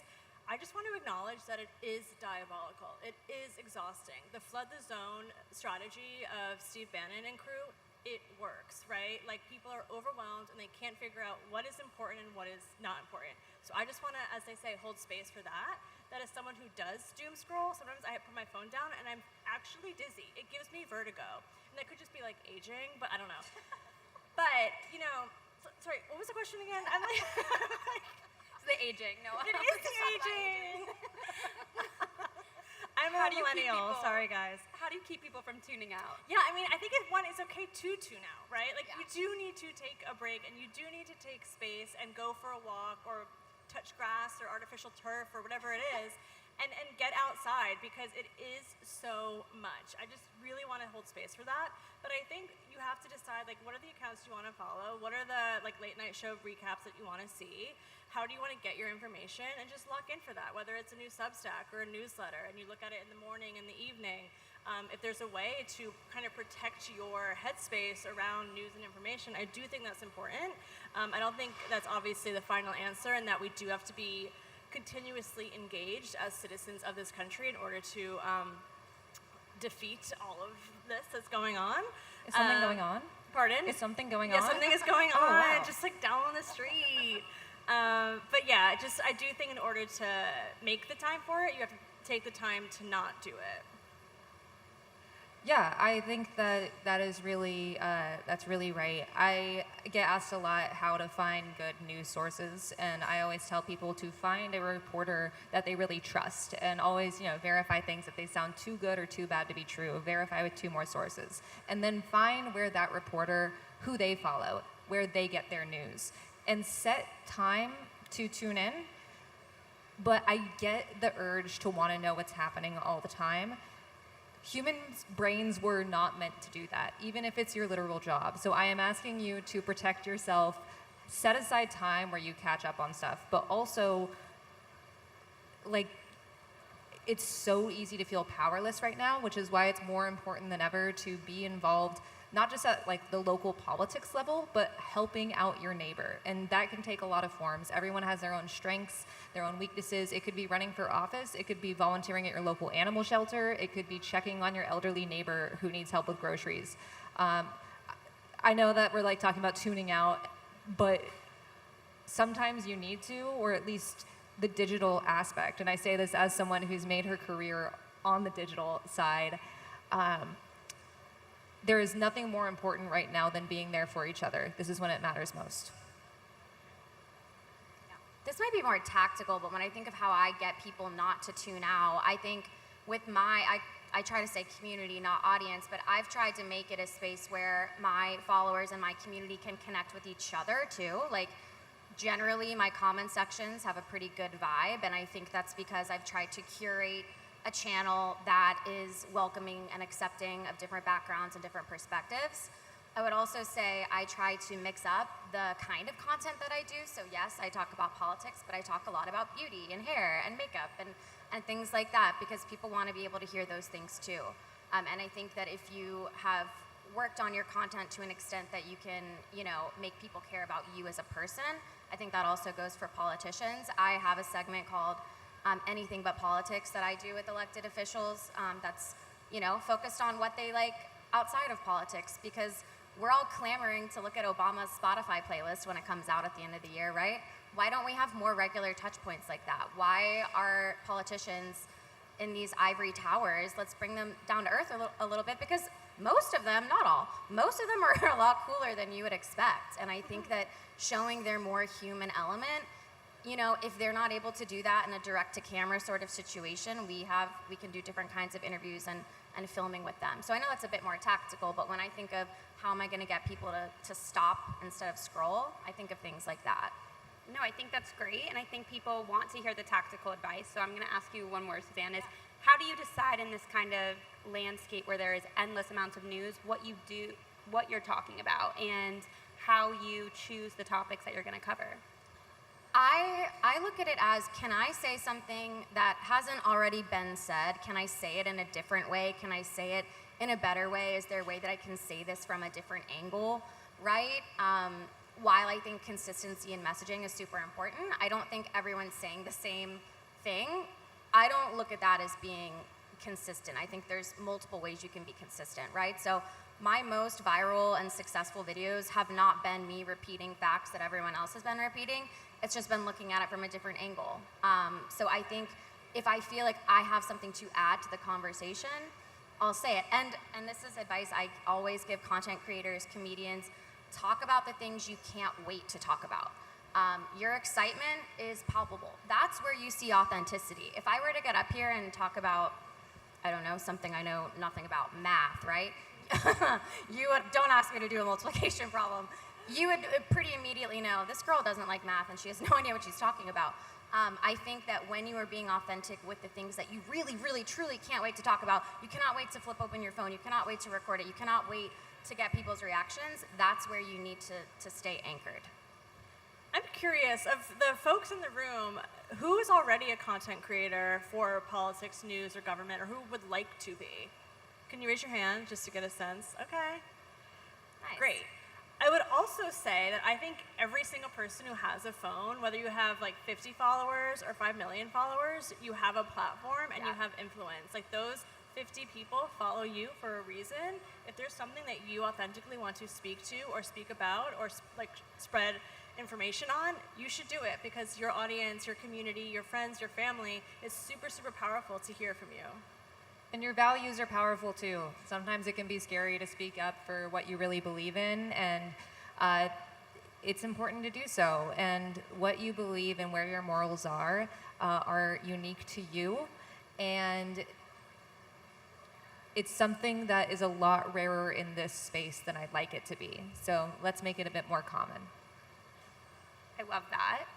In this new media ecosystem and space where we're really in between media and activism, how do you balance influence and impact? What advice do you have to make sure that, you know, the algorithms work a certain way? We know that things clickbait and rage bait and things work. How do you balance having influence with making sure you are sticking to those values that have really big impact?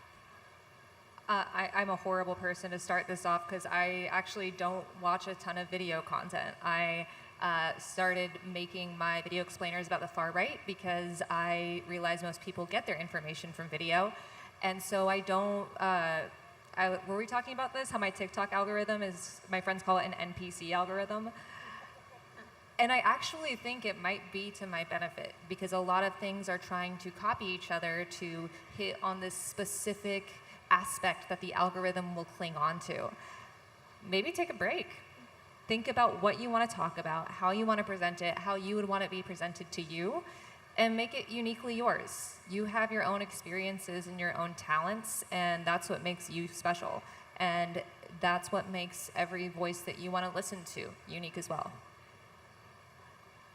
That is our time, and I think that was a beautiful way to end it. Everyone make sure to go follow the people on this stage and check them out, and thank you for all that you guys are doing and taking the time to talk with us. Yeah, our Thanks pleasure. for moderating. Thank you. Thank you. Let's give it up for the Let's Be Real About Politics panelists. And now, I would like to welcome to the stage Representative Ro Khanna. Woo! Okay.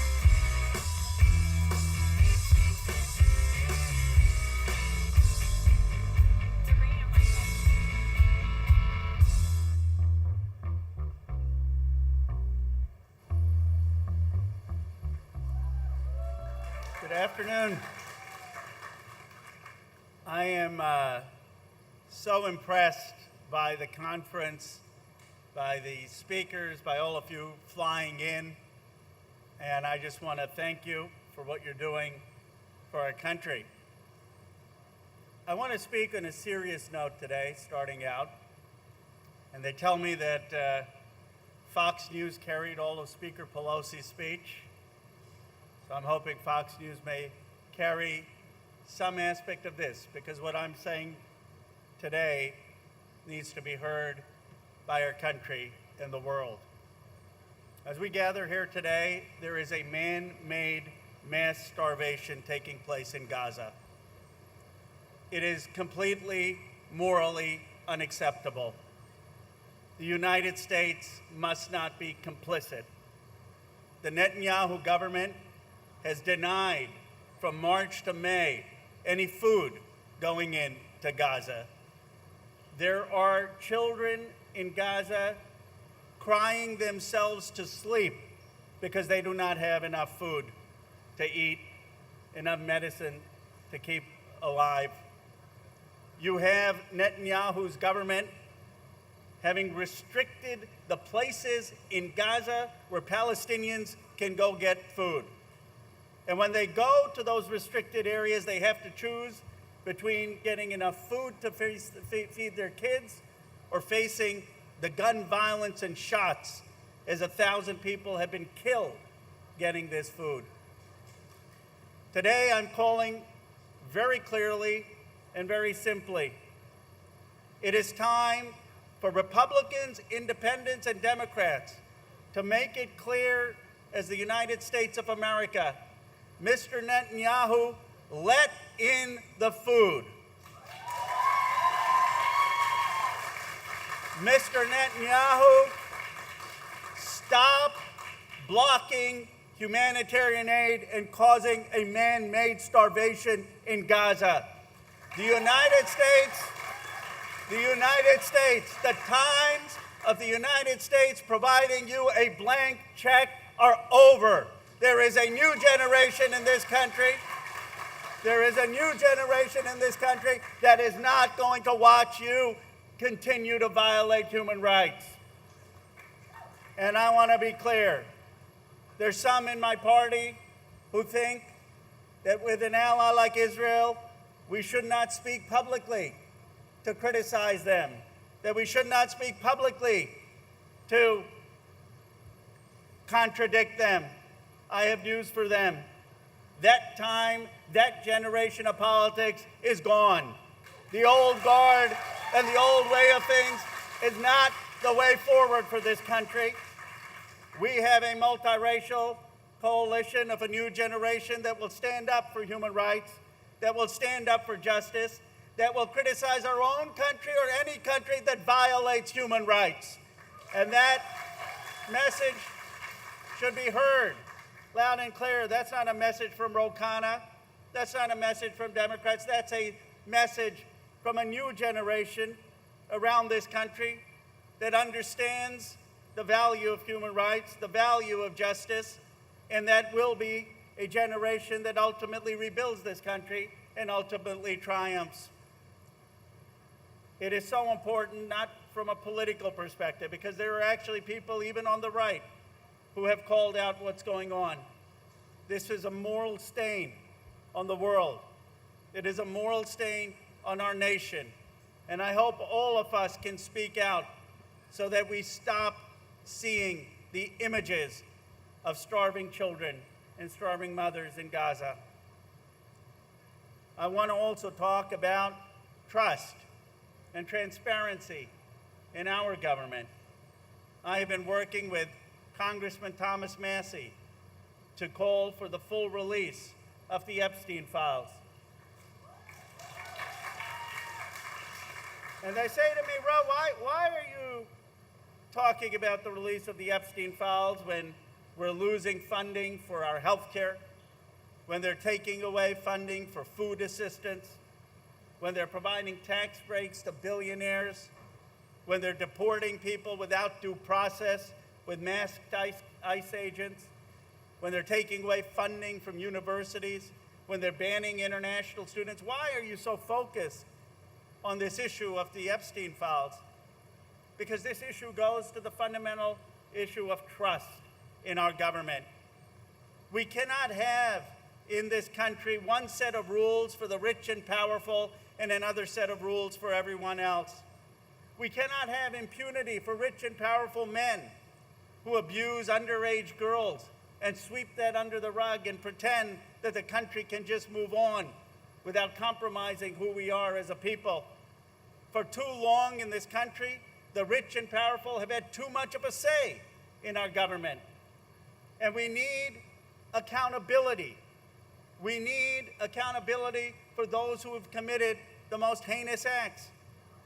This president ran on transparency. He ran saying that he was going to release all the files. Pam Bondi got up there and said that she was going to release the files and that there was a client list, and she's walked it back. Then she says there isn't. Just release the files. It's needed to build transparency in our government.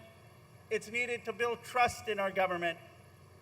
Look, I am someone who's a progressive Democrat. I believe that we need Medicare for all, health care for every American. I believe We need childcare at $10 a day so that people can have childcare. I believe we need 1,000 trade schools and free public college so people can get an education. I believe we need millions of new homes that are affordable and of high quality.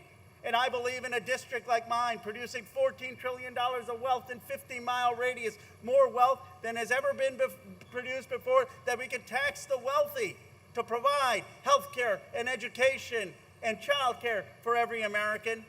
But I'll tell you this, to build a progressive vision, we need trust in government.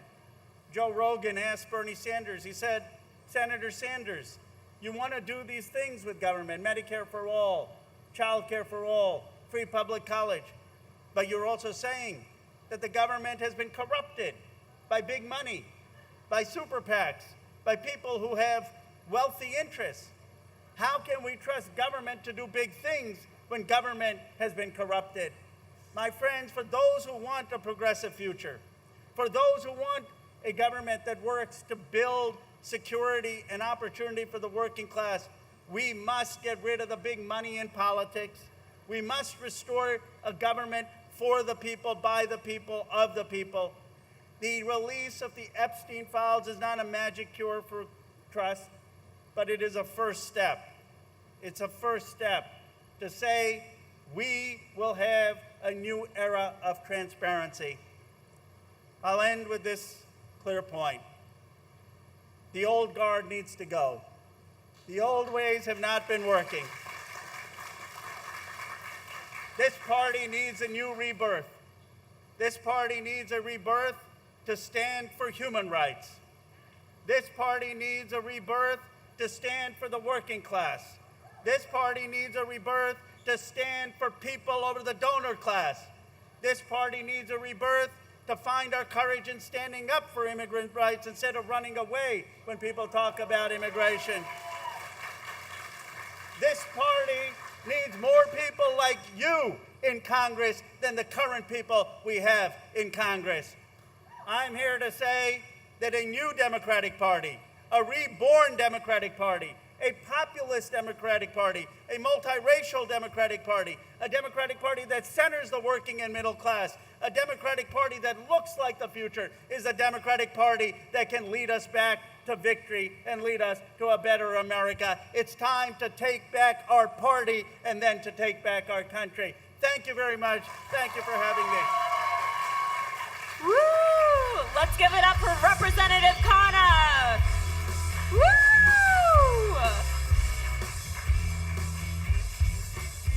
It is now our time in the program for a breakout room. We love a breakout room here at VOT.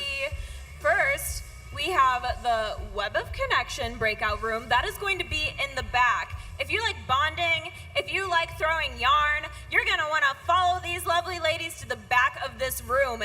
If you don't want to throw balls of yarn and bond, that's okay. We have something for you too. We also have a meme presentation by Organizer Memes. That is going to be in the main stage area. So if you want some memes, please stay in your seat. If you want to bond, go on to the back. Thanks so much. Program will be back in a half an hour.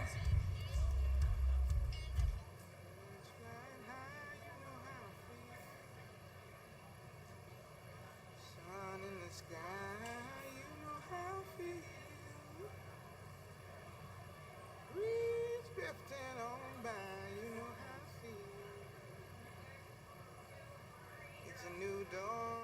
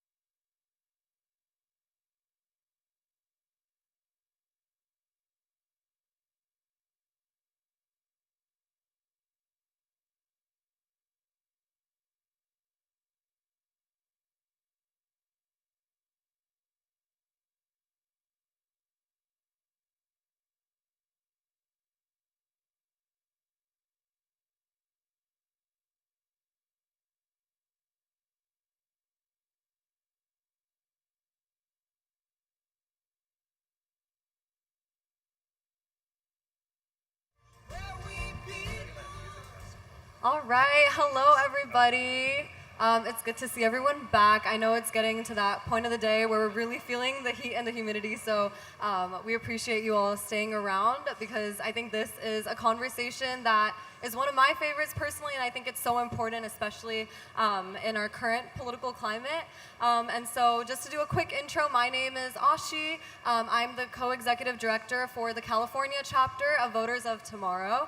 And today we're going to be talking a little bit about local advocacy and the impact that we can make through local advocacy. And so I'm really excited that we're joined by two incredible champions and representatives of this. We have Delegate Joe Vogel, and we also have Senator Danica Rome. So please put your hands together for them. We're so excited to have them here.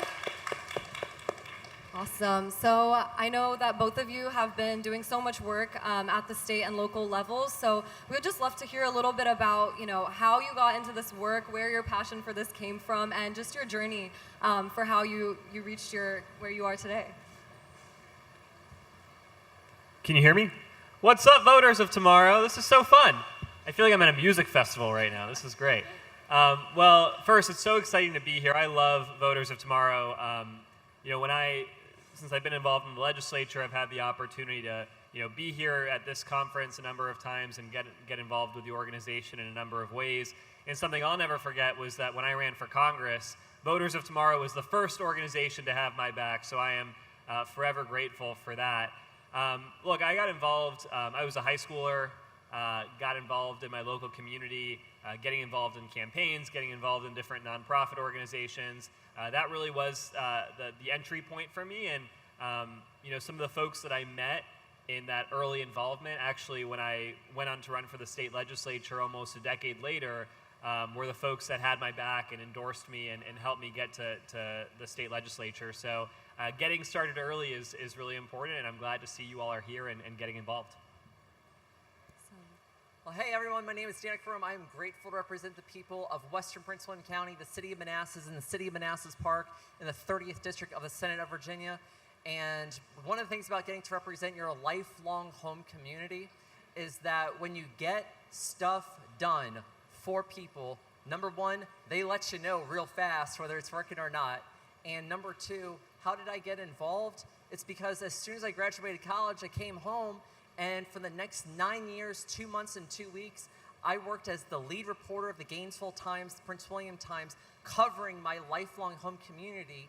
And that gave me the opportunity to understand the big and micro public policy issues affecting people in their day-to-day lives. So when my predecessor in the House of Delegates was more concerned about where I went to the bathroom as a trans woman than how my mom got to work on Route 28, I said, I can do a better job. And then I won that election, and I did, because we've now secured $62.5 million to fix Route 28 between Manassas Park and Yorkshire with innovative intersection designs. What else did we get done? Also, we passed my bill, HB 5113 in 2020, which requires every school that's eligible for the community eligibility provision to have to participate in it. And because of that, we are now providing universal free breakfast and lunch to every single kid in the city of Manassas Park, and 2/3 of our schools in Prince William County, even though we still got some more work to do, especially at a time where federal funding for feeding children is under siege. And I'll tell you the last thing here, when I got in, my predecessor had voted against Medicaid expansion. I voted for Medicaid expansion on May 30th, 2018 when I kept my promise, and every single Democrat, even though we were in the minority party, joined 1/3 of the Republicans in the House to get it done, as well as every Democrat in the Senate and 4 Republicans over there. We ended up providing health insurance for more than 700,000 Virginians, including more than 25,000 people who had their cancer treatments covered because of Medicaid expansion. The reason I ran for office was to take care of people's day-to-day core quality of life without singling out and stigmatizing the very people I'm elected to serve. And my record, as well as the record of so many of my colleagues, reflects that time and time and time again. Amazing. I think it's just so inspiring to hear all the work that both of you are putting in to really be champions for us and for local communities. And I think kind of just going off of that last point you were talking about, Senator Rome, we are seeing obviously really, really tumultuous times at this federal level, cuts being made very, very broadly. So I would love to hear a little bit from both of you about how do you really think that this is affecting local advocacy and state level advocacy? And then I guess on the other side of that, how can we at the state level kind of work to shape that national conversation and kind of push back against some of these major cuts that we're seeing?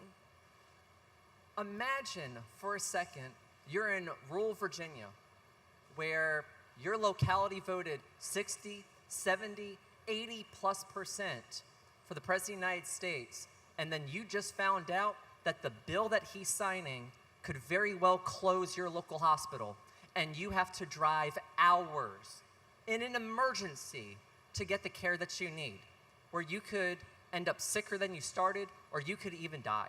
Or it happens to someone who you love. And imagine if someone who you love has a disability, and that makes it all the more urgent in that moment. Imagine if you need preventative care. Imagine if you just need opportunity, and then you see a bill that told you, who supported this administration, that your health care is collateral damage for someone else to get a political victory. That's wrong on every level, and Democrats should not celebrate anyone losing health insurance. We should be the party that says everyone in our country, if you are an American, anywhere that you live, anywhere, this should be a fundamental right for you. And no one of any stripe should ever be left uninsured. And you know why? When they push back, well, what if we leave this group uninsured and this group and this group? Guess who has to pay for it when indigent care costs go up? You do. You do with your care, with your insurance rates. We all have to care. And so what happens at the local level? That means that you have to have a lot more local hands on the ground of people who are going to support your local community health initiatives. It means that you have a lot more hands on the ground finding alternatives for health insurance coverage. It means that you have to have a lot more people doing a lot more with a lot less, who were never government officials in the first place. They're just good advocates in the community who care about the people next to them not being sick, not losing their jobs, not being devalued after they have spent decades of their lives contributing positively to the federal workforce, either as federal employees or federal contractors, and then be told you don't matter and that you can take a lower paying job somewhere else. We need to respect everyone who works, no matter where they are getting their 40 hours a week. And that means that we take care of each other because we should, not just because we can. Absolutely. I mean, I think that is an incredible message. And I know, Delegate Vogel, I'm sure you also have a lot of work that you can talk about here as well, especially kind of when we were talking about the big, beautiful bill, as Senator Rowe mentioned. I think we kind of have like a lot of fear that's coming up about this bill, and almost like a tendency in some ways to be a little bit reactive to it. And I understand, like, you know, how that is so important, but I guess could you talk a little bit also about how we can be both reactive and proactive in our approach to kind of ensuring that we're preparing ourselves for anything that may come to us at this federal level, especially starting off at that local scale? So first on the budget bill, I'm a legislator, and when you're in the state legislature, you are, in Maryland at least, constitutionally obligated to pass a balanced budget. And you know, we often get criticized for fiscal irresponsibility. And I'm pretty young, but I'm old enough to remember when Republicans in Congress told us that, you know, we couldn't do student debt forgiveness, we couldn't do universal lunches, we couldn't do climate infrastructure because of something called the deficit. Well, that's bullshit, because they just raised the deficit by $3.5 trillion to forgive taxes for the wealthiest people and corporations in this country, okay? So we're not letting them get away with that anymore.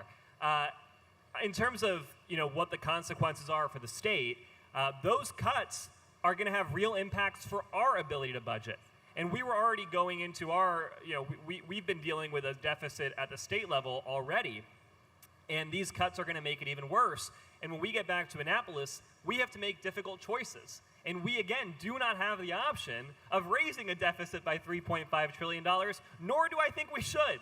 right? So that means that, we have to choose how we're going to make our budgets work.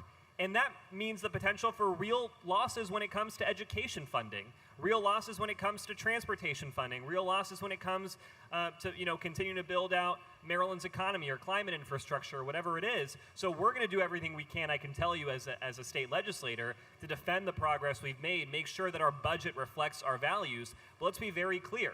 The decisions by the federal government have made it increasingly difficult for us to advance policies that are good for working families. And all they did was do all of this, these cuts to Medicaid and food assistance, to just redistribute wealth, to give more wealth to the people that are already so wealthy. And I just want to end with this, which is, I spent a lot of time in rural communities across the state of Maryland, and what breaks my heart is that so many of the negative, harmful consequences of this administration and this Congress are hurting those communities. And I hope this is an opportunity for communities that, looked at Trump and saw Trump as someone that was going to fight for them to understand that he is not fighting for them, and that these rural hospitals might close because of him and Republicans in Congress. When we had a flood in Western Maryland just the other day, and they needed federal assistance, FEMA support, the Trump administration said no and left those communities on their own. It's unacceptable, and we have to show that clear alternative that Democrats are going to fight for every community, including those rural communities.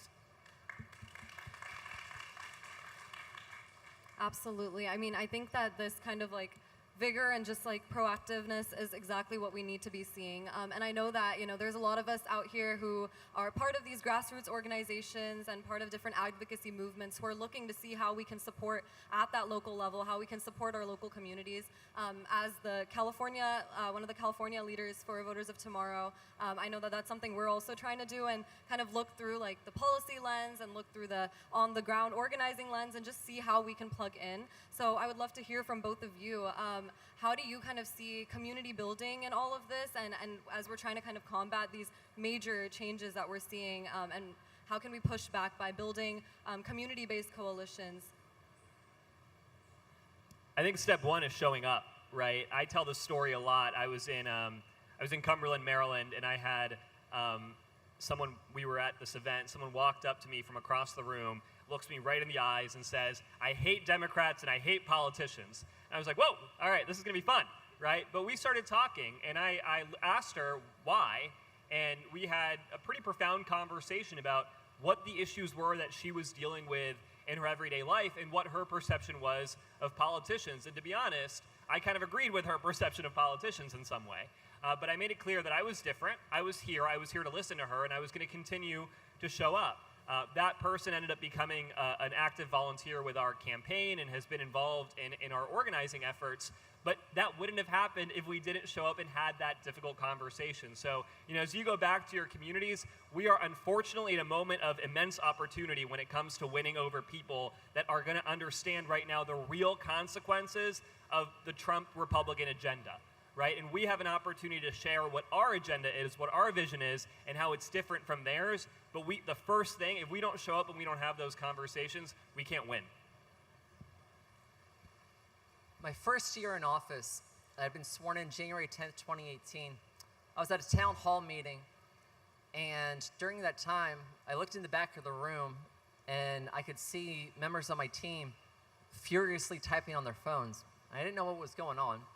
We finished the meeting. I asked them what had happened, and they told me that there had been a fatal crash on a road in our district, on Rollins Ford Road at Estate Manor Drive. And when I found that out, my immediate reaction was, we're going to reach out to the Virginia Department of Transportation. We're going to reach out to our Prince William County Department of Transportation. We're going to reach out to our local supervisors, regardless of party. We're going to immediately have a town hall as soon as possible in the community. And we're going to, number one, hear from the community about all the near misses and the other non-fatal crashes that led up to that moment. And we're going to ask, what do you want a redesigned Rollins Ford Road to look like between Gainesville and Bristow? And we had 3 of those meetings, and the first one was just heartbreaking. And we had another, and we had another, and then we got the Commonwealth to actually produce a report for us with, here's what it'll look like if you had a series of modern roundabouts around here that would slow down traffic, that would reduce conflict points from 36 or 42 at any given intersection down to 6 to 8. Here's how much it's going to cost. Here's what you can do about it. And then we were relentless tracking down money. We worked with our now former Congresswoman Jennifer Wexton, who secured $500,000 for us. And then through the Virginia Highway Safety Improvement Program, we secured another $8.9 million so that we could install 2 of those modern roundabouts after years of neglect with this.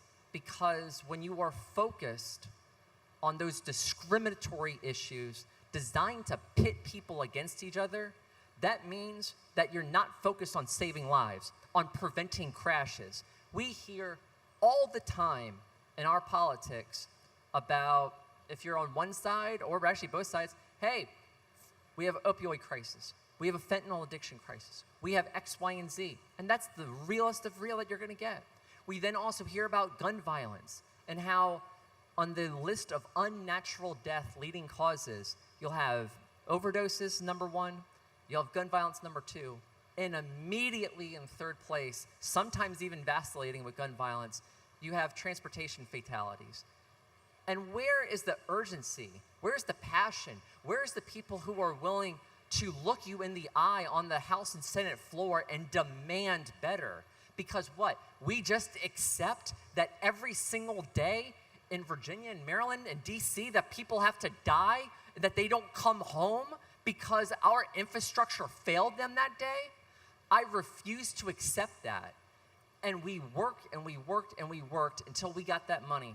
And we're going to be fixing those roads with those modern roundabouts.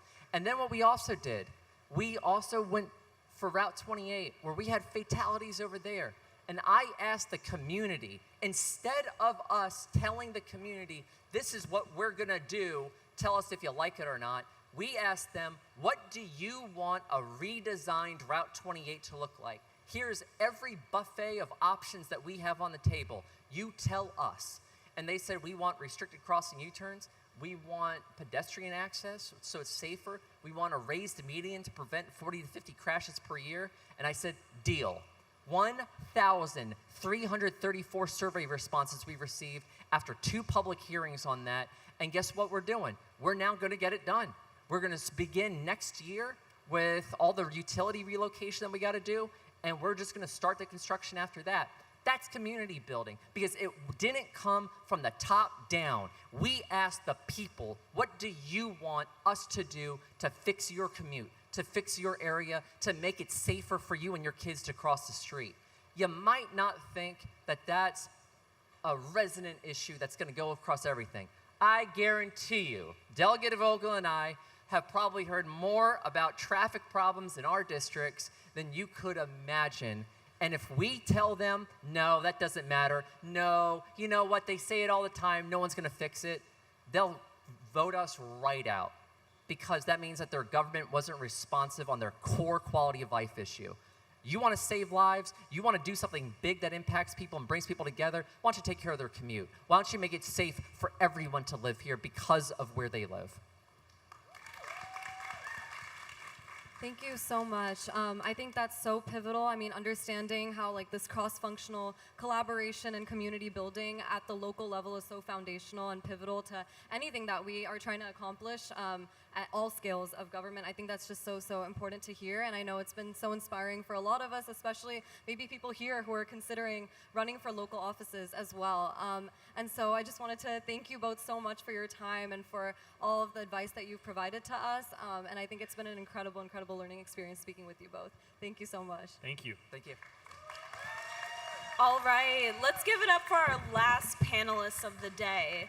And as we're slowly winding down this afternoon, we do have a couple more speakers for you. So please welcome to the stage, David Hogg.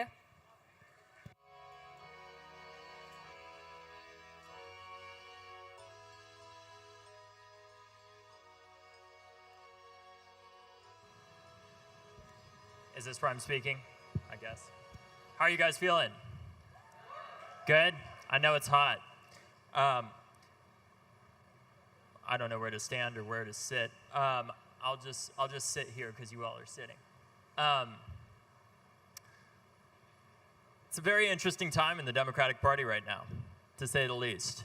You know, I think there's a lot of people out there that love to go on and on about how division is our enemy. We got to be united constantly. We got to be united constantly, over and over again. I think the fact that we have a diversity of opinion and thought, and the fact that we, at least last I recall, claim to not be a cult, is one of the strengths of our party. Would you guys agree? Right? I think the way that we settle those arguments should be in our primaries, ultimately. And I think the same people who say vote blue no matter who should also do that, not just when it's a candidate that's to the right or to the center, but also to the left, right? Do you guys agree with that?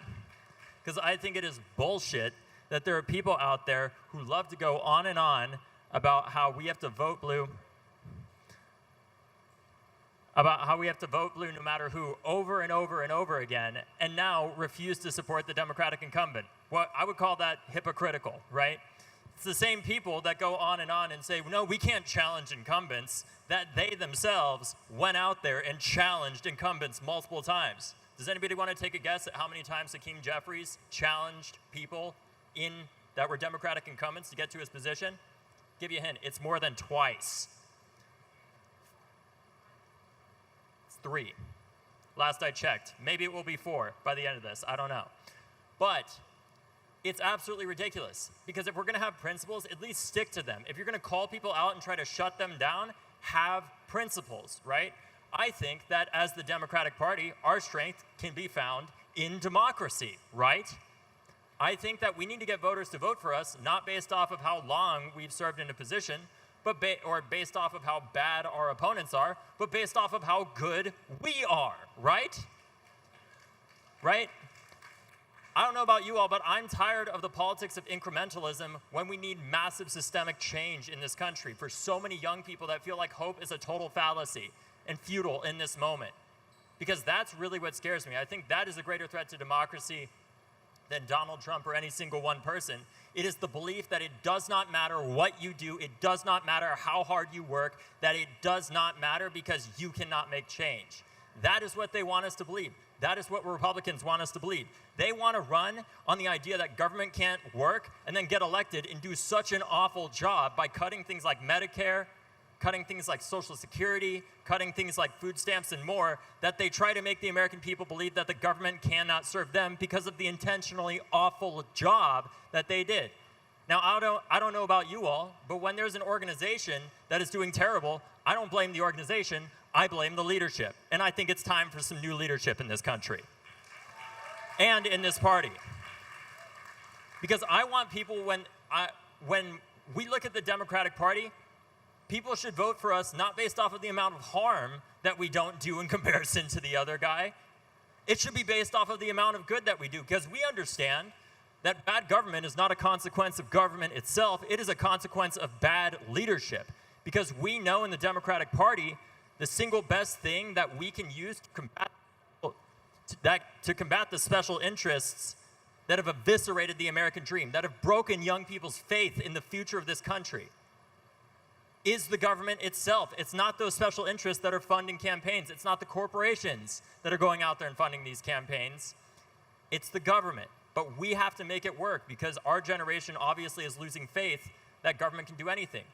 Part of the reason for that is obviously because we've had politicians our entire lives that have told us that the best that they can do to protect us from school shooters and gun violence is to teach us how to hide under our desks.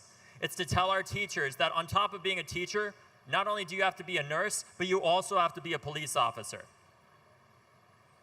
There are Democrats in this party who have voted to arm teachers in states like Texas. That is unacceptable. Those people need to not be in office anymore. No Democrat should support the arming of teachers.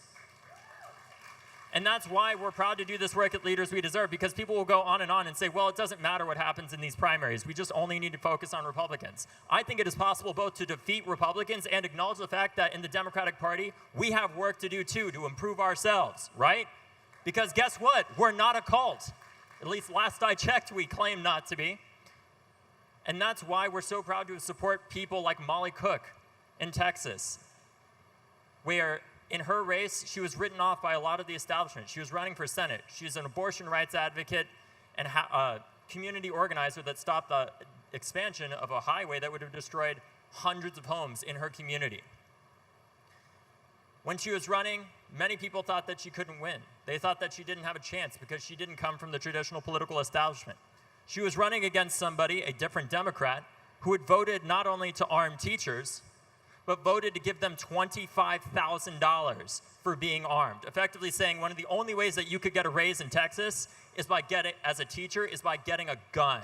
That is insane. And when I was on this campaign and we were out knocking doors with her, not only did we spend $300,000+ to support her, we went and knocked doors with her. And I know the power of actually having hope that things can change, because I knocked on the door of what was supposed to be a 60-year-old woman. It ended up being a 20-year-old guy named Kai, who was shirtless and had gaming headphones on.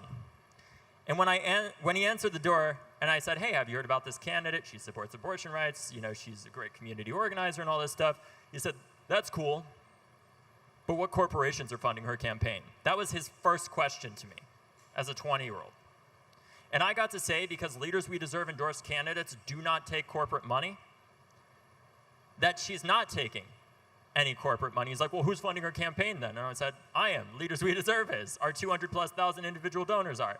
And I got to see Kai's face shift from one of suspicion and distrust to one of excitement. And he said, well, I've never voted in a primary. Can I do that? And I was like, well, if you're registered to vote as a Democrat, yeah. And he's like, well, I am. And I said, well, great. If you take your gaming headphones off and give me your phone number, you'll get a call from Molly herself answering any questions you have in the next 30 minutes. And he's like, okay, cool. And then election night comes. And she's down, in the first 60% of ballots come in. Out of about 18,000 votes that we were expecting in order to be able to win, she was down about 1,000. And it was getting worse and worse and worse. And we actually shut down the bar that night.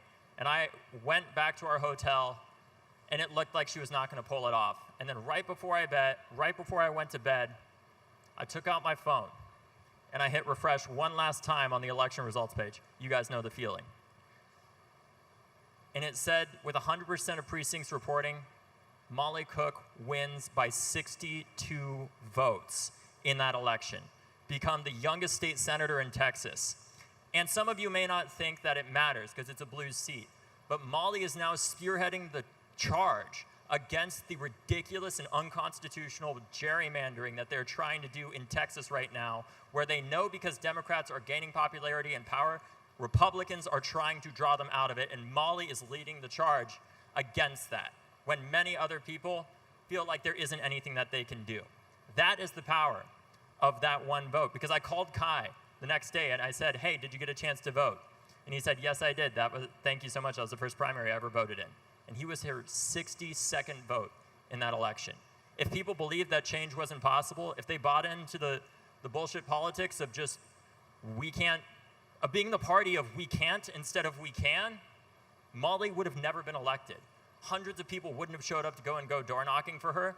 And that's the message I want to leave you all with here today. Nobody is coming to save us. But collectively, all of us can save us. But the biggest obstacle to that, it's not Donald Trump. It's not the Republican Party necessarily even. It's something within ourselves. And it's the belief that there is nothing that we can do to create change. If we had that same mentality, we would have never changed anything after Parkland, because so many people told us it wasn't possible. But we did. We raised the age to buy a gun in our state to 21, and we passed a red flag law that's been used over 20,000 times. And we've since gone on to help elect people like Maxwell Frost and so many other people. But I want to make sure that you all know that we can't lose faith, as hard as things are right now, because there is a day after tomorrow. As young people, we have the greatest asset that anybody can have on their side in life or in politics, which is the fact that we got time on our side. We're going to outlive a lot of the people in power. Thank God. The question is, are we going to become younger versions of who's currently there right now, or are we actually going to change things? Are we going to change them? Do you guys believe we can? Because I know that we can. Because I know if history teaches us anything, it's that great generations are not born. They're forged in the circumstances in the forge of awful circumstances. Because those leaders rise in that moment. But what that requires is all of you running for office, working on campaigns, and getting involved, and finding the people that are not in this room right now, and giving them that little bit of hope that helped to elect people like Zoran in New York City, right? Where I could see in a campaign where so many people say, young people just don't vote, young people just don't vote. Guess what? The people who said that lost, right? To their own detriment. Do not write off the young people. And let's make sure in the Democratic Party that we understand, it's not, oftentimes when they say they want young people, they don't want young people. They want young sycophants that just agree with everything they say, and they don't actually want to analyze, why are we losing young people? And the way to change that is to show up and vote and run for office and say, we're going to be that person in the room that actually tells you what you need to hear and not just what you want to hear. You guys ready to do that? Well, let's go out there and let's do that, and let's help turn this thing around. Thank you guys so much. Awesome, and appreciate those regards from David. We're now gonna take a quick break. Y'all, there were refreshments upstairs, but also we put some more downstairs, including replenish some coffee. Take a quick break.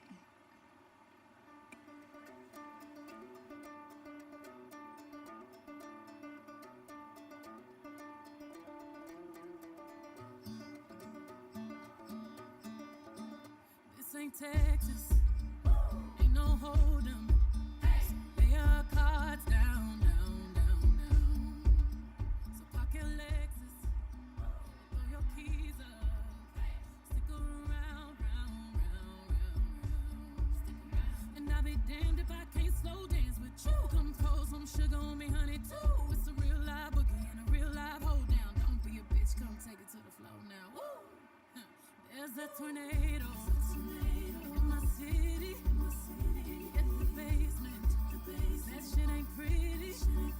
Rugged whiskey, we surviving.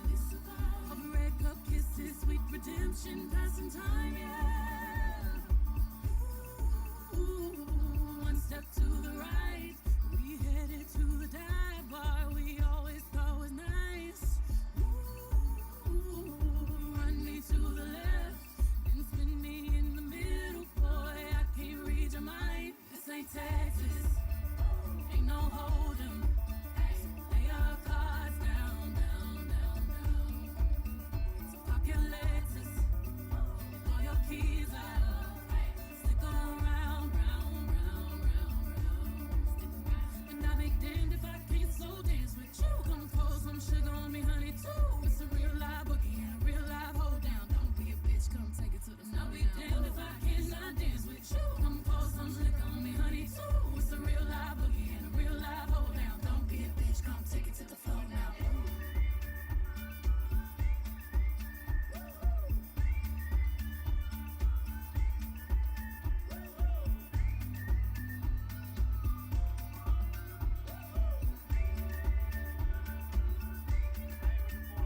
There's a heat wave coming at us.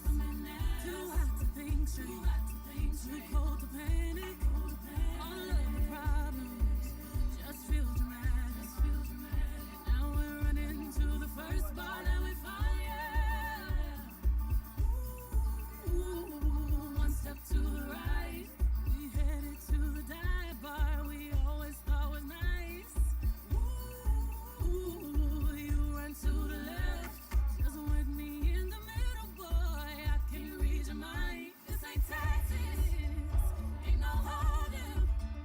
Lay your cards down, down, down, down. No, park your Lexus, throw your keys up, stick around, round, round, round, round.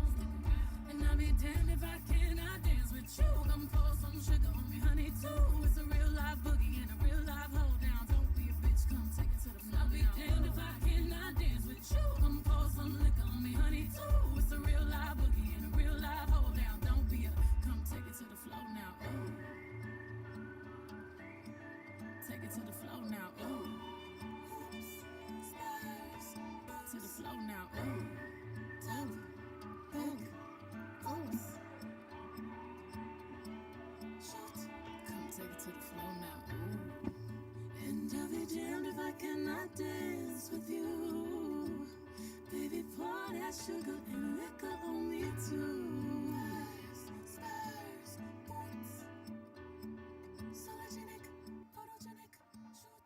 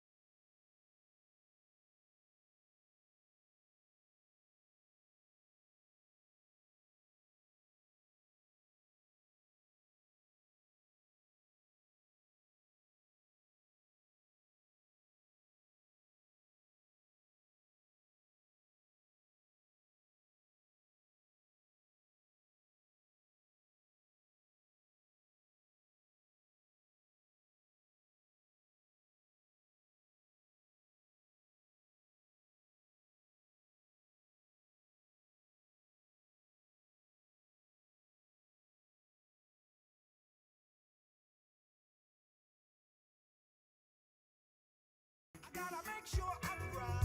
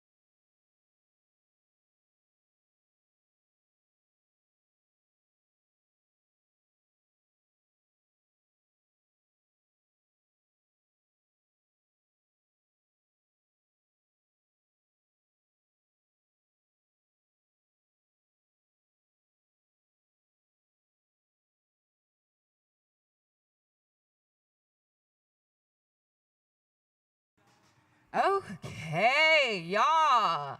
We are going to have a presentation from another one of our co-conspirators for change in this movement for justice for tomorrow. So please give it up. Let's give some claps, give some love to Catherine from Feel Good Action.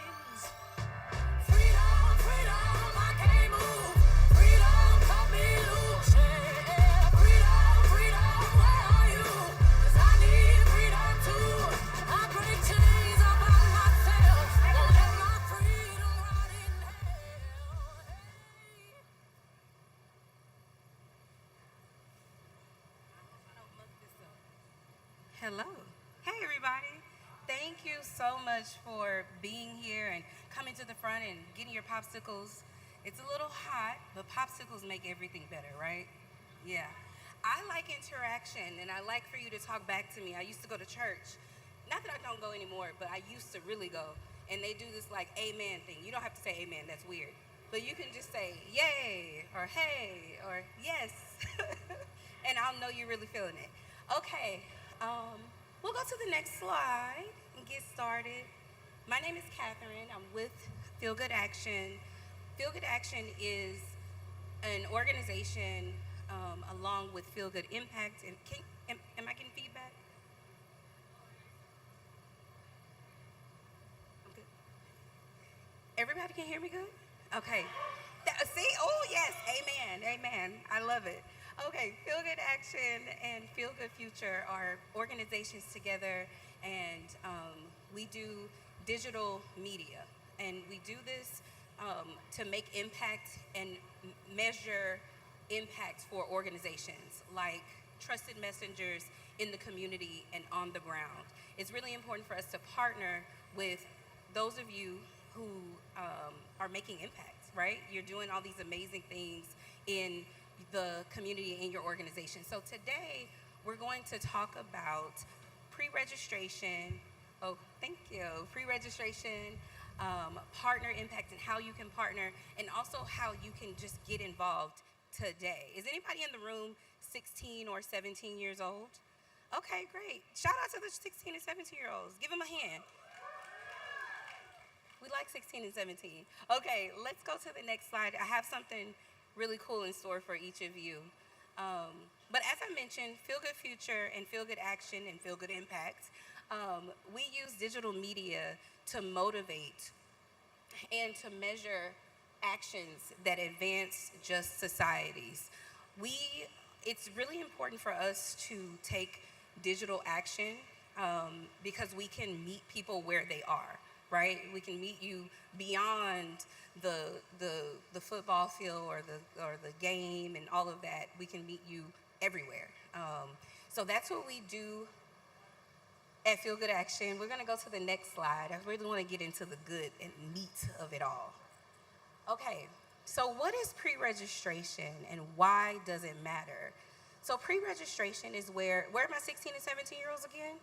Okay, where 16 and 17-year-olds can I see some faux 16 and 17-year-olds maybe, but I love it. You're forever 16. I'm also 16, just so you know. Thank you. Okay, so 16 and 17-year-olds can pre-register to vote. So you can, once you're 16 or 17, it depends on the state, and we'll talk a little bit more about that. You can sign up to pre-register to vote, and that puts you in a pending status. Once you turn 18, you are then moved to the voter roll, and then you're able to vote in the upcoming election. And you're probably like, what upcoming election? Well, you can vote in your local election, and then you can also vote in the presidential election. So it gives you that access, and it's so important and so powerful. The reason pre-registration is important is because 4 million teens turn 18 every year. That's a lot of 18-year-olds. Raise your hand if you feel like that's a lot of 18-year-olds. 4 million is a lot. Great, because that means we have opportunity. If there are 4 million folks turning 18. Now, of the 4 million, only 30% of them are registered to vote by the age of 18. And that's okay. I think this other number is really great, that 82% of them actually go out and vote, which is amazing. Now, we would love to raise that number of those who are already registered to vote, and that's where pre-registration comes in. If you are 16 and 17 in some states, you can go ahead and pre-register to vote, and you're already ahead of the game before the next election, right? So that's why it's so important to us, and that's why I'm up here sweating and all the things, and it's not because of the heat, it's other things. Now, here is a map that we love. We designed this little map, this colorful map, but I wanted to kind of share a few of the areas on the map for you to kind of pay attention to. So as you can see, like, I want to really point out North Dakota because it's really unique. North Dakota does not require any registration. You just show up with your ID and you vote. I think that's really cool. I think that's the dream, that we would love every state to be there, right? But in the meantime, we have it this way, and we're here to really present to you how to pre-register to vote, what it looks like, what are the rules, and we want to kind of educate you on these things as well. Okay, we're gonna go to the next slide, please. How y'all feeling? Yes. Amen. I can't wait to get a popsicle.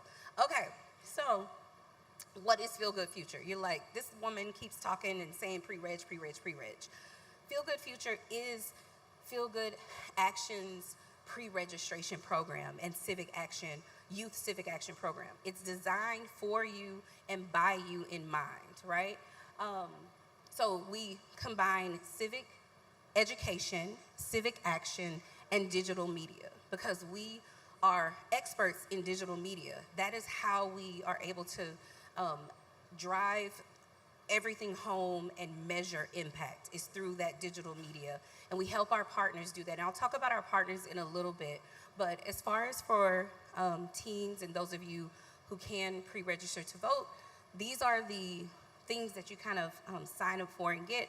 We want to get you alerts, so alerts about upcoming elections and all of the things like that, whether it's via text or via email, and then also, again, get you pre-registered to vote. So with our partners, I keep saying I'll talk a little bit about it. I'll talk about it now, but one of the things we do is create these branded pre-registration pages, and they are customizable. We can also do this for teenagers and for people who are in schools, so you can kind of have like competitions maybe by having your own branded pre-registration page and then sign up folks and go from there.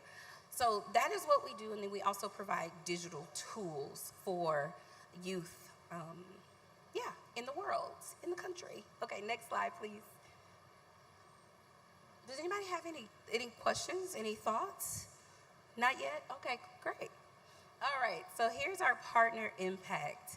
I want to highlight this partnership. We have this sort of triple, I don't want to call it triple threat because threat sounds bad, but like triple threat in a good way, partnership between Feel Good Action, Empower Projects, and Voters of Tomorrow. We have each made so much impact separately, so we've joined forces to make sure we can make impact together, and we're just so excited to be able to make sure that we boost pre-registration, that we boost the education of civic action for young people, and we're doing this together. So Voters of Tomorrow, of course, is very amazing at empowering youth, Empower Project as well, but they are more, they're really great with relational organizing, and with Feel Good Action, we are great at digital media and digital motivation and digital action. So us coming together, we just believe that we are a force and we will make a huge impact on these numbers, but more than anything, to make sure that democracy continues to be democracy. Can I get an amen? Next slide, please. Next slide, please. Thank you. All right, so as a partner, what would you get? Now, this might not be as relevant to everyone in the room, but everyone knows someone. Raise your hand if you know of an organization, just any organization. Okay, great. Do you know of an organization that serves youth? Perfect. Do you know of an organization that does great work? Okay, we know of an organization that does great work. Okay, awesome. And, I have another question for you. Have you participated in any cause lately? Like, maybe you posted about it. Okay, I see a hand right here. Thank you.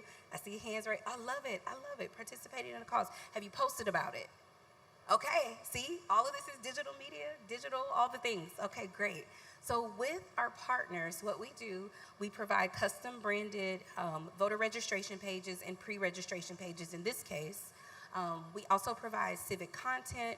We partner with you and collaborate on social media, as well as we provide impact reporting quarterly for the impact you've made by using our resources. So that is what we do. We do this through our trusted messengers. It's schools, community organizations, and individuals, and more than anything, teens. We want to make sure that you are the trusted messenger more than anybody else that we partner with. We want to hear from you. We want to listen to you. And we want to continue to form our program based on what you say empowers you, because only you know that. Next slide, please. Okay, now it's time to take action. So you will unlock the power of teen votes with pre-registration.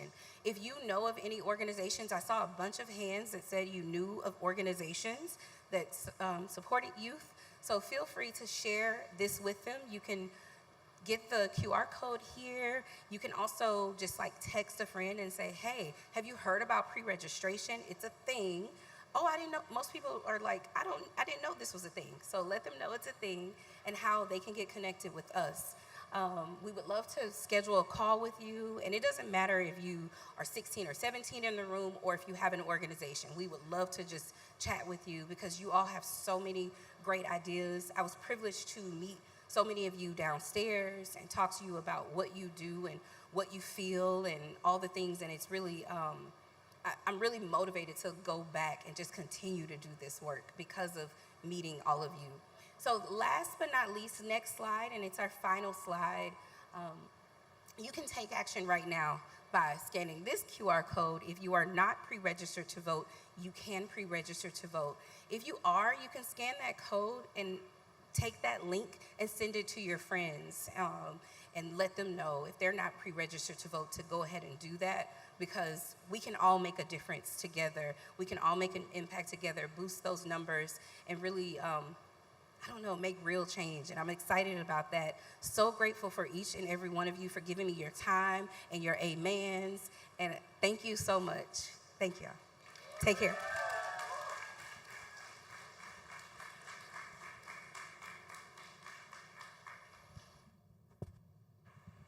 Okay, let's give it up again for Catherine, y'all. We are starting to get to the close of our day, and then downstairs we will still have refreshments and networking abound.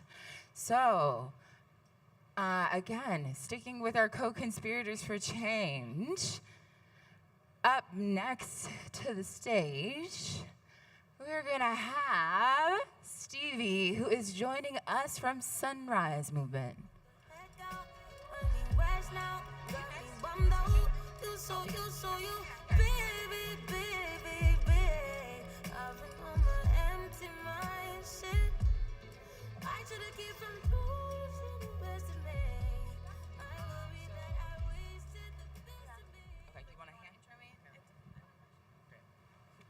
Hello, everybody. We got a mic that works.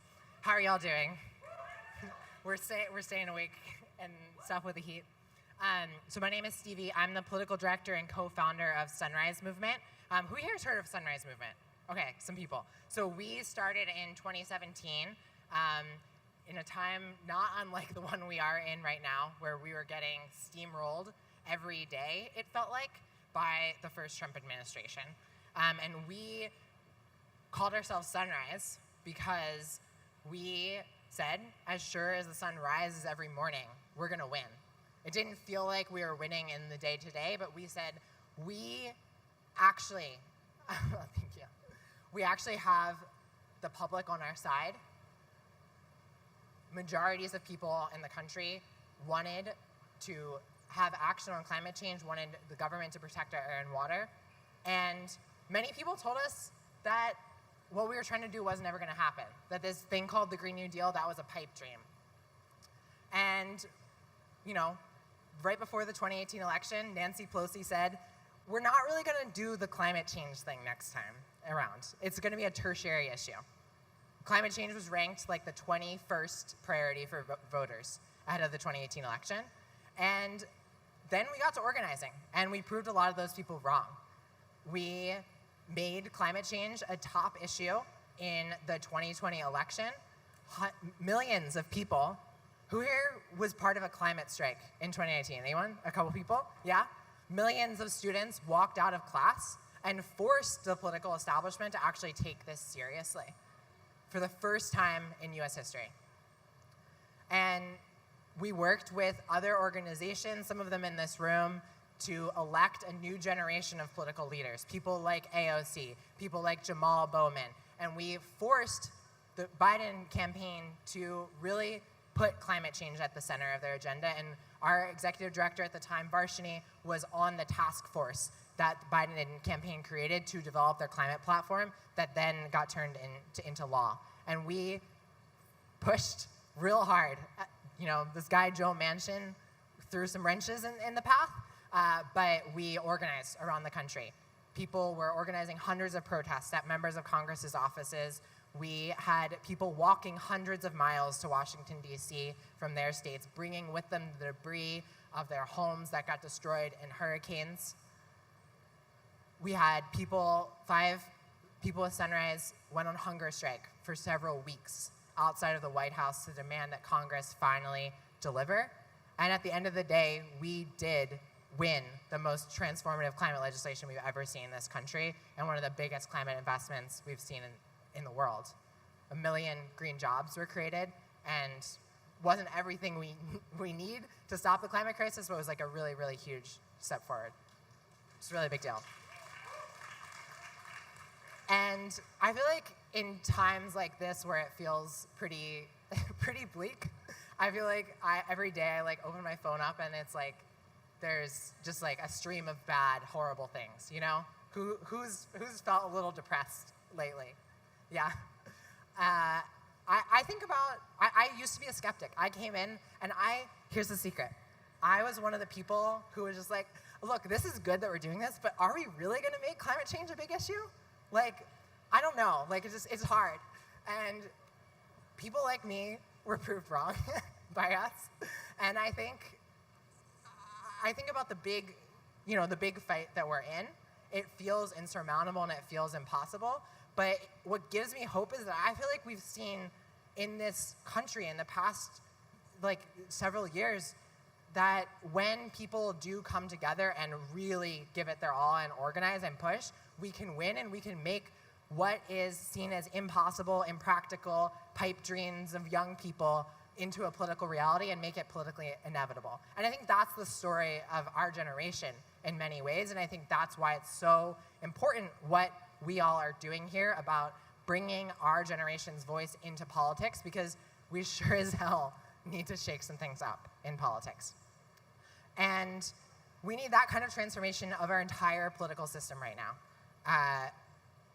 We are not going to succeed if we're just going back to the way that it was before. And that's going to require a real shakeup of both parties, and the Democratic Party included in that, because people want change. And I think that's why we saw Donald Trump win last year. I know people in my family who are as upset as I am about wages not going up, about rents going up, around student debt, around healthcare, around the corporate control of our economy. And those people voted for Donald Trump. A lot of my cousins did. Because they said, look, Joe Biden, Kamala Harris, they've been in office for 4 years. They haven't provided change. They haven't shaken things up. And I want real change. You know, I got some of them. I didn't get all of them. We tried. But that is the reality of where a lot of people in this country are at. They're pissed off and fed up, and we need a political message and a party that is really ready to shake things up and is talking about a new vision for our political system, where we get money out of politics, where we have publicly funded elections, where we make sure that every person has one vote. That's the kind of stuff that we need to be talking about. We need to be talking about Medicare for all. When you look at the polling, it's like people are actually really with us on the issues. Like 80% of people want the government to create green jobs. 60% of voters support Medicare for all. 2/3 of voters want to raise the minimum wage to $17 an hour or more. The things that we are talking about are popular, and we just need to get out there and organize and to talk about things in ways that actually meet people where they're at, which unfortunately some people in the Democratic Party have not been doing, because I think, frankly, they are not in touch with where a lot of working people in this country are. And we need to pull those people in and help them talk about the issues in a better way, or tell them, you need to step aside, we have some new people coming in. And I think, I think it feels sometimes like change isn't possible. But I'm feeling actually kind of optimistic in this moment, because I think we are in a time of really big possibility. We've had huge swings in the last 6 or 7 years, and the like political coalitions that have been like functioning for most of our lives are falling apart. And that's like the rise of Donald Trump, that's the rise of Bernie Sanders, that's the rise of Zoran Mandami. And that kind of thing is an opportunity for either our side or theirs. And we have to get to organizing, to talking to people around the country, to building student movements in this country so that we can seize that opportunity, because we know the right is working really hard to seize that opportunity, and we gotta be better organized and more powerful than them if we're gonna win in this pivotal moment that I think is the next 2 years, next decade, is gonna define what kind of world we live in for the rest of our lives. And I sure as hell don't want to live in a world where every 4 years it's a question of whether someone like Donald Trump is gonna win the election and rip away our rights and threaten our communities. I wanna live in a world where we are able to elect leaders who can actually be popular and actually govern and actually take us through the crises that are coming. With the climate crisis, with crises around the world, we need that kind of leadership, and we need that kind of political approach. So I'm really grateful for you all, and the Sunrise Movement, speaking on behalf, is just really grateful to be working with you all to try and make that happen, because it's gonna, I think our generation has so much potential to transform this country, and it's gonna take people like you all in the room. So thanks, everyone.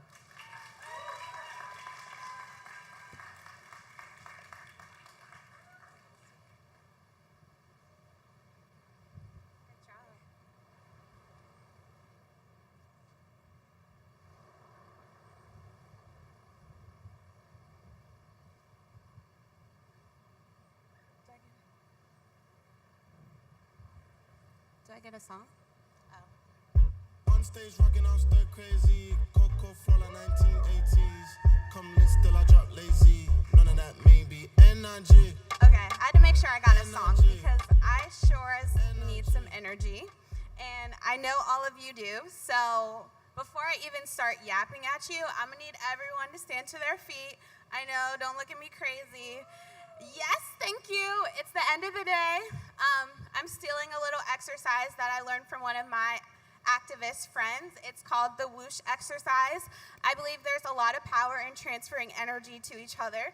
So I'm asking that you give me some energy. It'll be a simple come from the stomach, whoosh, out. And I'll do the same to y'all, but I'm really ready to receive. So I'll give us a countdown, 3, 2, 1, and then we'll whoosh out. Okay, ready? 3, 2, 1, whoosh. Ooh, I felt that. That felt good. You felt that too? Okay, I need it one more time. 3, 2, 1, whoosh. Thank you. Okay, I received that. My name is Kaya Jones, and I'm the Director of Programming here at Voters of Tomorrow. Thank you. I'm a Leo, so I really love all the attention right now. Any other Leos? It's our season. Okay, period. Well, today, I first just want to start by thanking everyone for showing up, especially if you've made it thus far in the day, like you're a real one. I know we have some folks that have stepped out, but I really appreciate you hanging here with us and all of our amazing speakers. I've gotten to speak with so many of you in the room. I feel like a lot of us almost know each other at this point. And one thing I can truly appreciate is the mass amount of diversity I've seen in this room, getting to speak to people from all over the country, different walks of life, different backgrounds, different cultures. That's really the reason I got involved in this work. As a young woman in politics, for the women in the room, I know you may have been the one that was one of 5 in your political science class, especially as a Black and Asian woman, then you were probably like one of 1 in some of your classes. So it really meant a lot for me that I got to see more people of diverse backgrounds really representing what I wanted to see in politics. Before I go into it, and I'm not going to take up too much of your time, but I would love to hear from folks, what's been your favorite part of Summit? And I am not afraid of awkward silence, so we can sit here and stare at each other until I hear a few people say something. Yeah. Talking about practical solutions rather than just, making empty promises like those that have let us down in the past.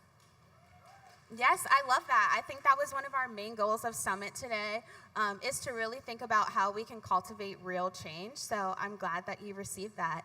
Anyone else?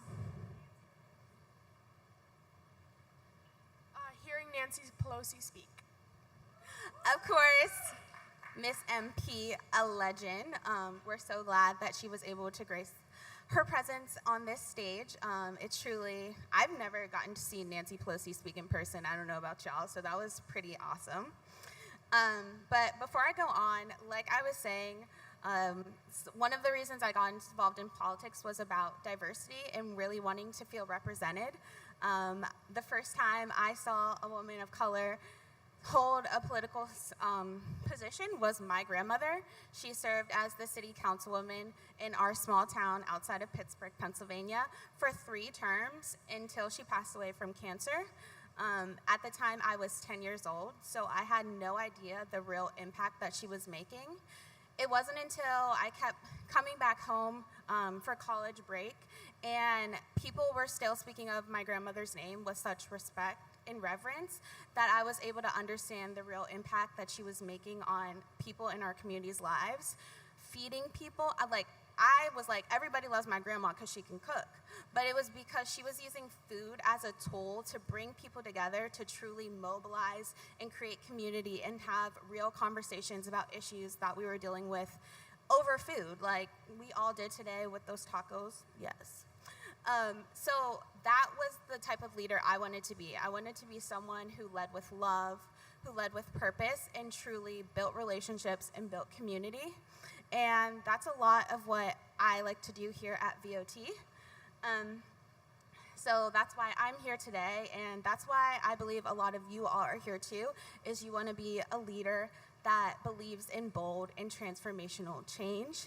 And we are that change. We are the young people that everyone has been waiting for, the people that are really going to cultivate something new. So no better place than where you are right now. Throughout my journey, one thing that I've considered or kept coming back to was this thought of, I want people to lead me who understand what it's like to walk in my shoes. People that realize that SNAP benefits or Medicaid are not just nice things to have, but they're actually necessities and lifelines. Of course, my dad is calling me while I'm trying to read my notes. Ignore. But I wanted people to understand that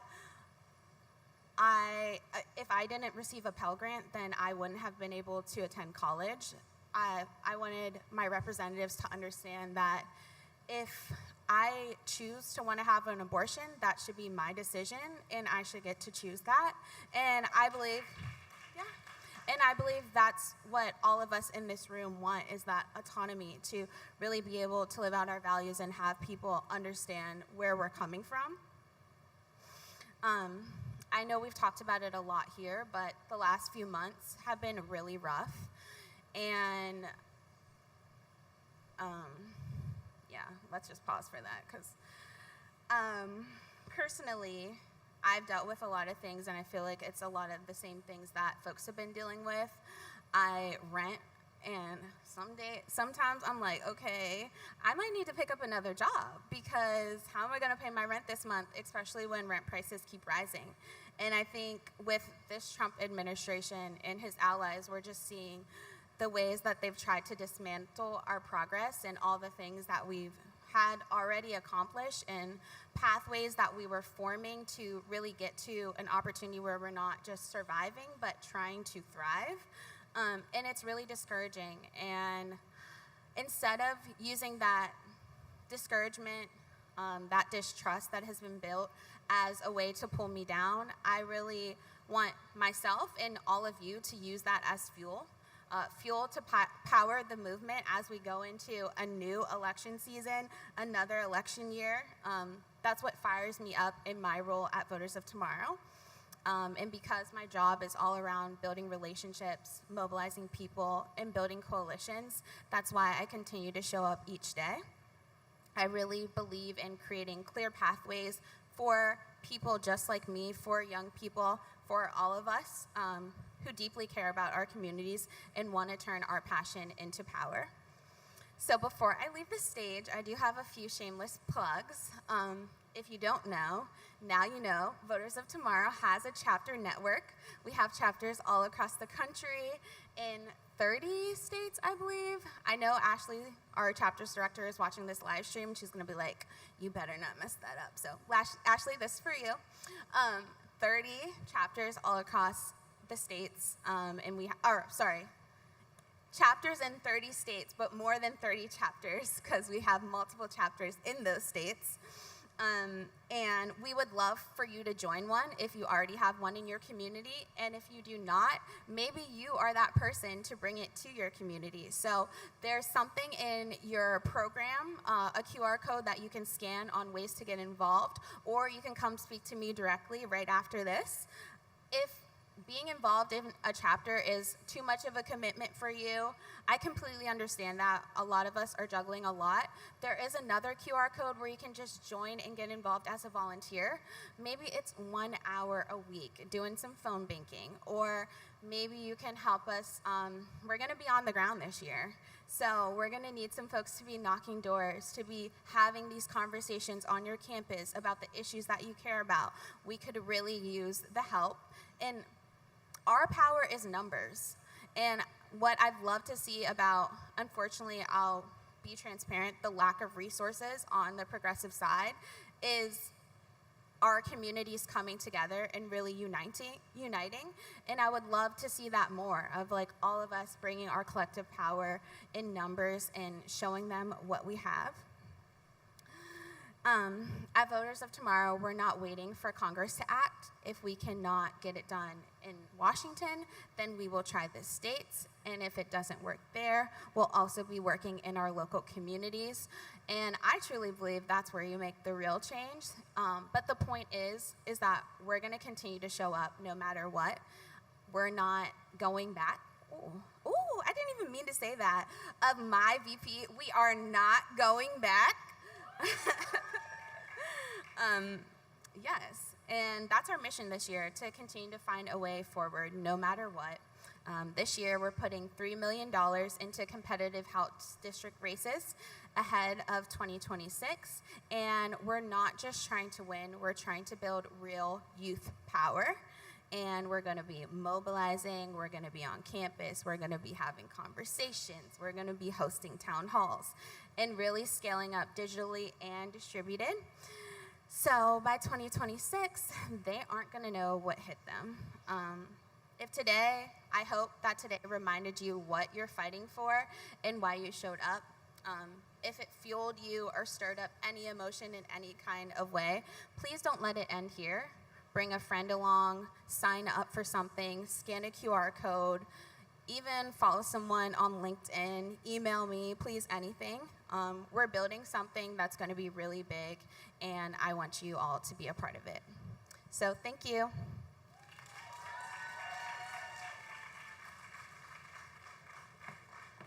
Awesome. Let's give it up for Kai again. Okay, y'all, we're moving to our last things of the day. So again, we have a couple of last video remarks from a couple of our partners. So we have some remarks from the DCCC and from Grassroots Democrats HQ coming up. In just a few hours, hundreds of thousands of people will take to the streets, the majority of them kids. Young Americans took to the streets today in numbers likely not seen since the Vietnam War. As this country's history has shown before, those voices can be very powerful. Did you ever come across anybody who said, hey, wait your turn, you're too young, you don't have enough experience? 100%. Yeah, many people who said that. We're right in the midst of a big generational change in our overall Democratic leadership. We have the most amazing team right now. What we have to do is make sure we're talking to our young people about their hopes, their dreams, their aspirations, and then marry that with the power of imagining a better future and start to articulate what that looks like on the issues that they care most about. So if you want to go into the arena, you have to be prepared to take a punch. But you also have to be prepared to throw a punch for the children. For the children. In just a few hours, hundreds of thousands.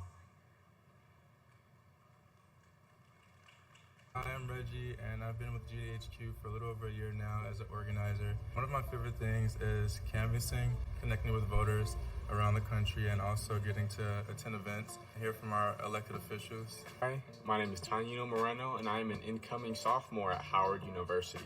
And I've been working with the GDHQ for over 2 years now, and I have gained invaluable experience. So many of the connections, so much of where my career is leaning towards is because of the GDHQ. Hi, I'm Netta, and during my time at GDHQ, I've done recruitment calls for phone banking and fundraisers. I've really enjoyed encouraging the community to be active in politics and civic engagement.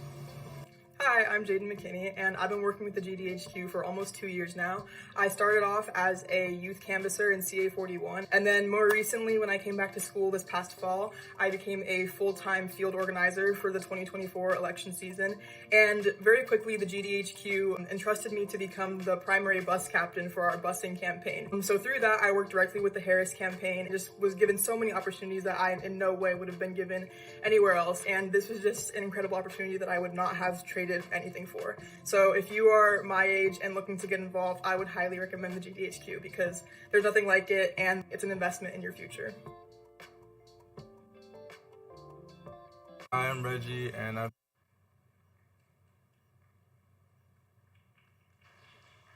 Okay, y'all, end of day, end of day.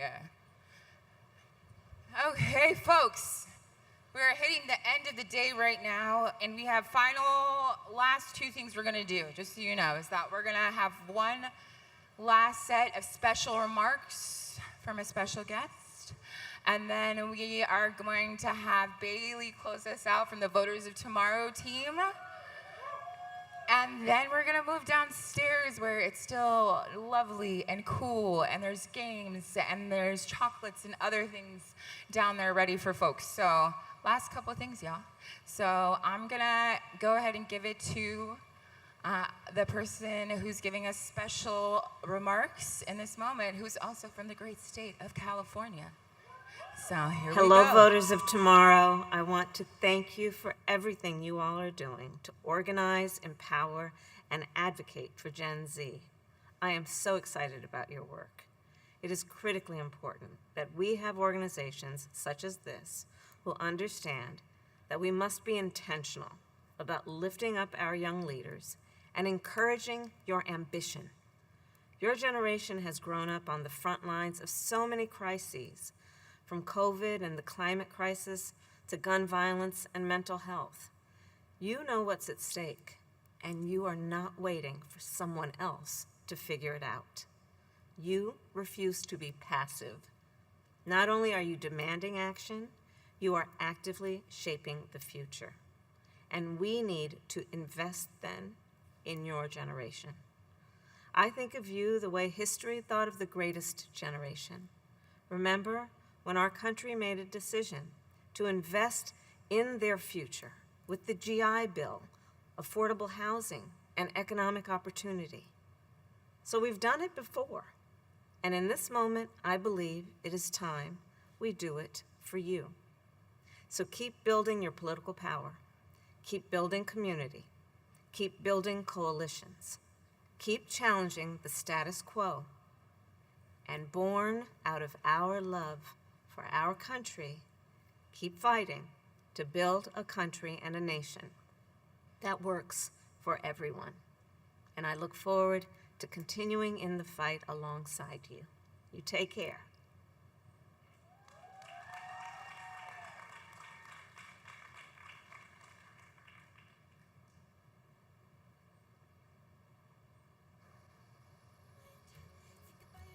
Thanks, Justin. Yay, Justin! Hi, everyone. I'm super grateful to be here with all of you. Thank you for sticking around. This is the last little bit, and then we'll go into the AC, I promise. But we are just, like I said, so grateful to have all of you with us today. I hope you had an amazing time, a sweaty time, but an amazing time.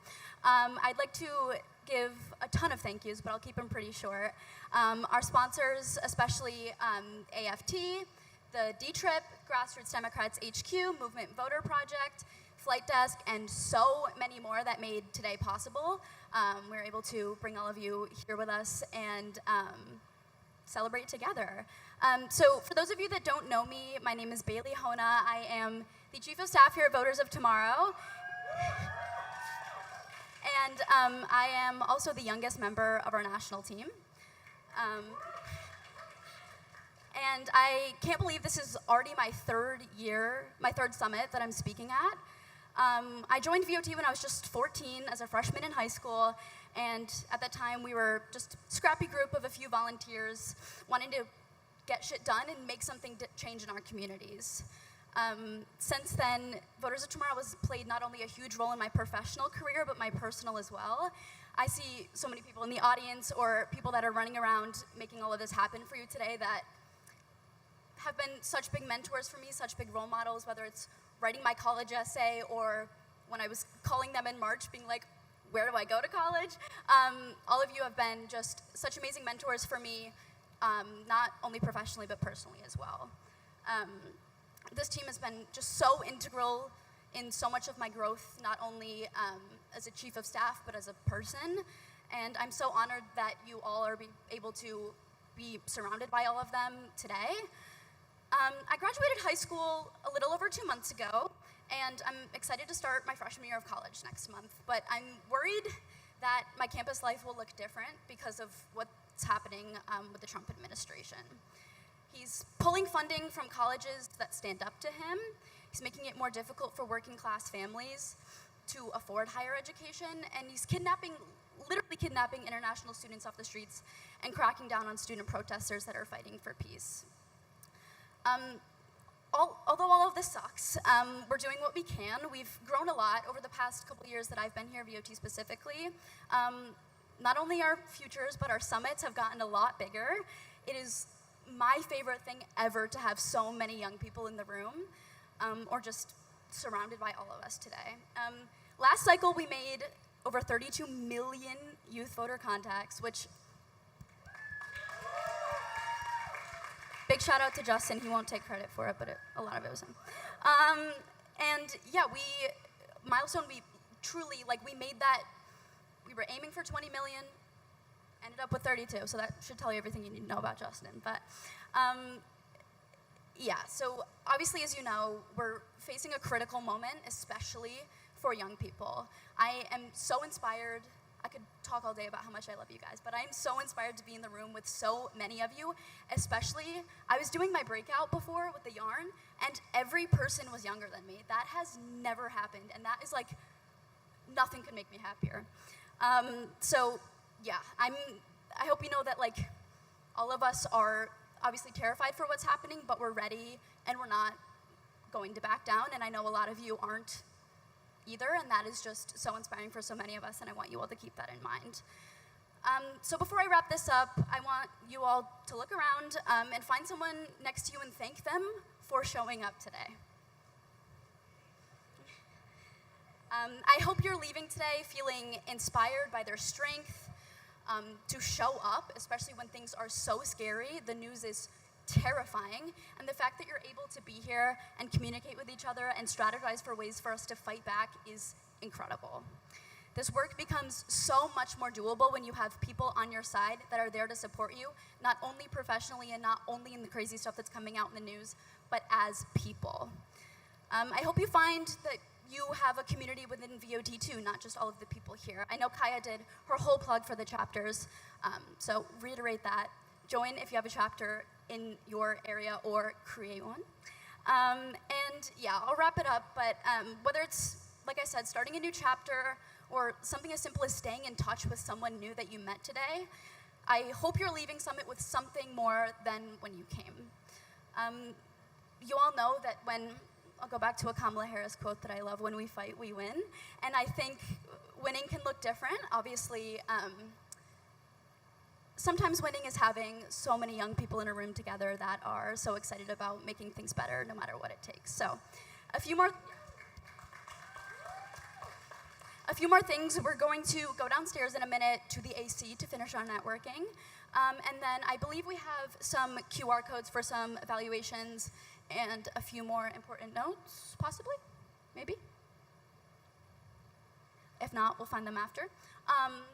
But yeah, all right, we'll wrap it up there. Thank you all so much for coming. Thank you all so much for listening to me talk about how much I love you guys. But yeah, thank you.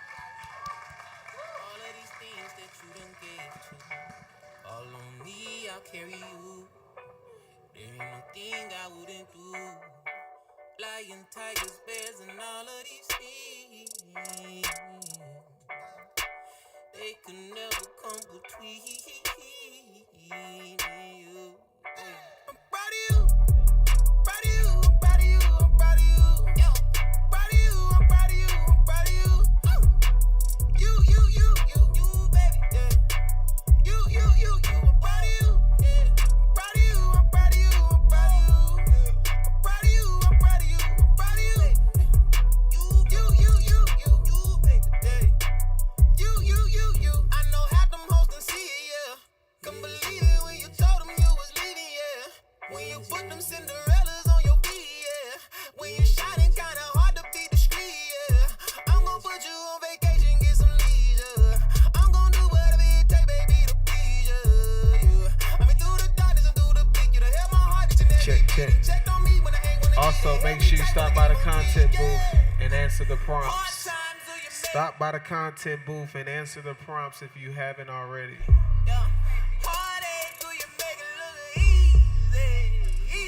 Also, VOT team to the front. VOT team to the front for a group photo.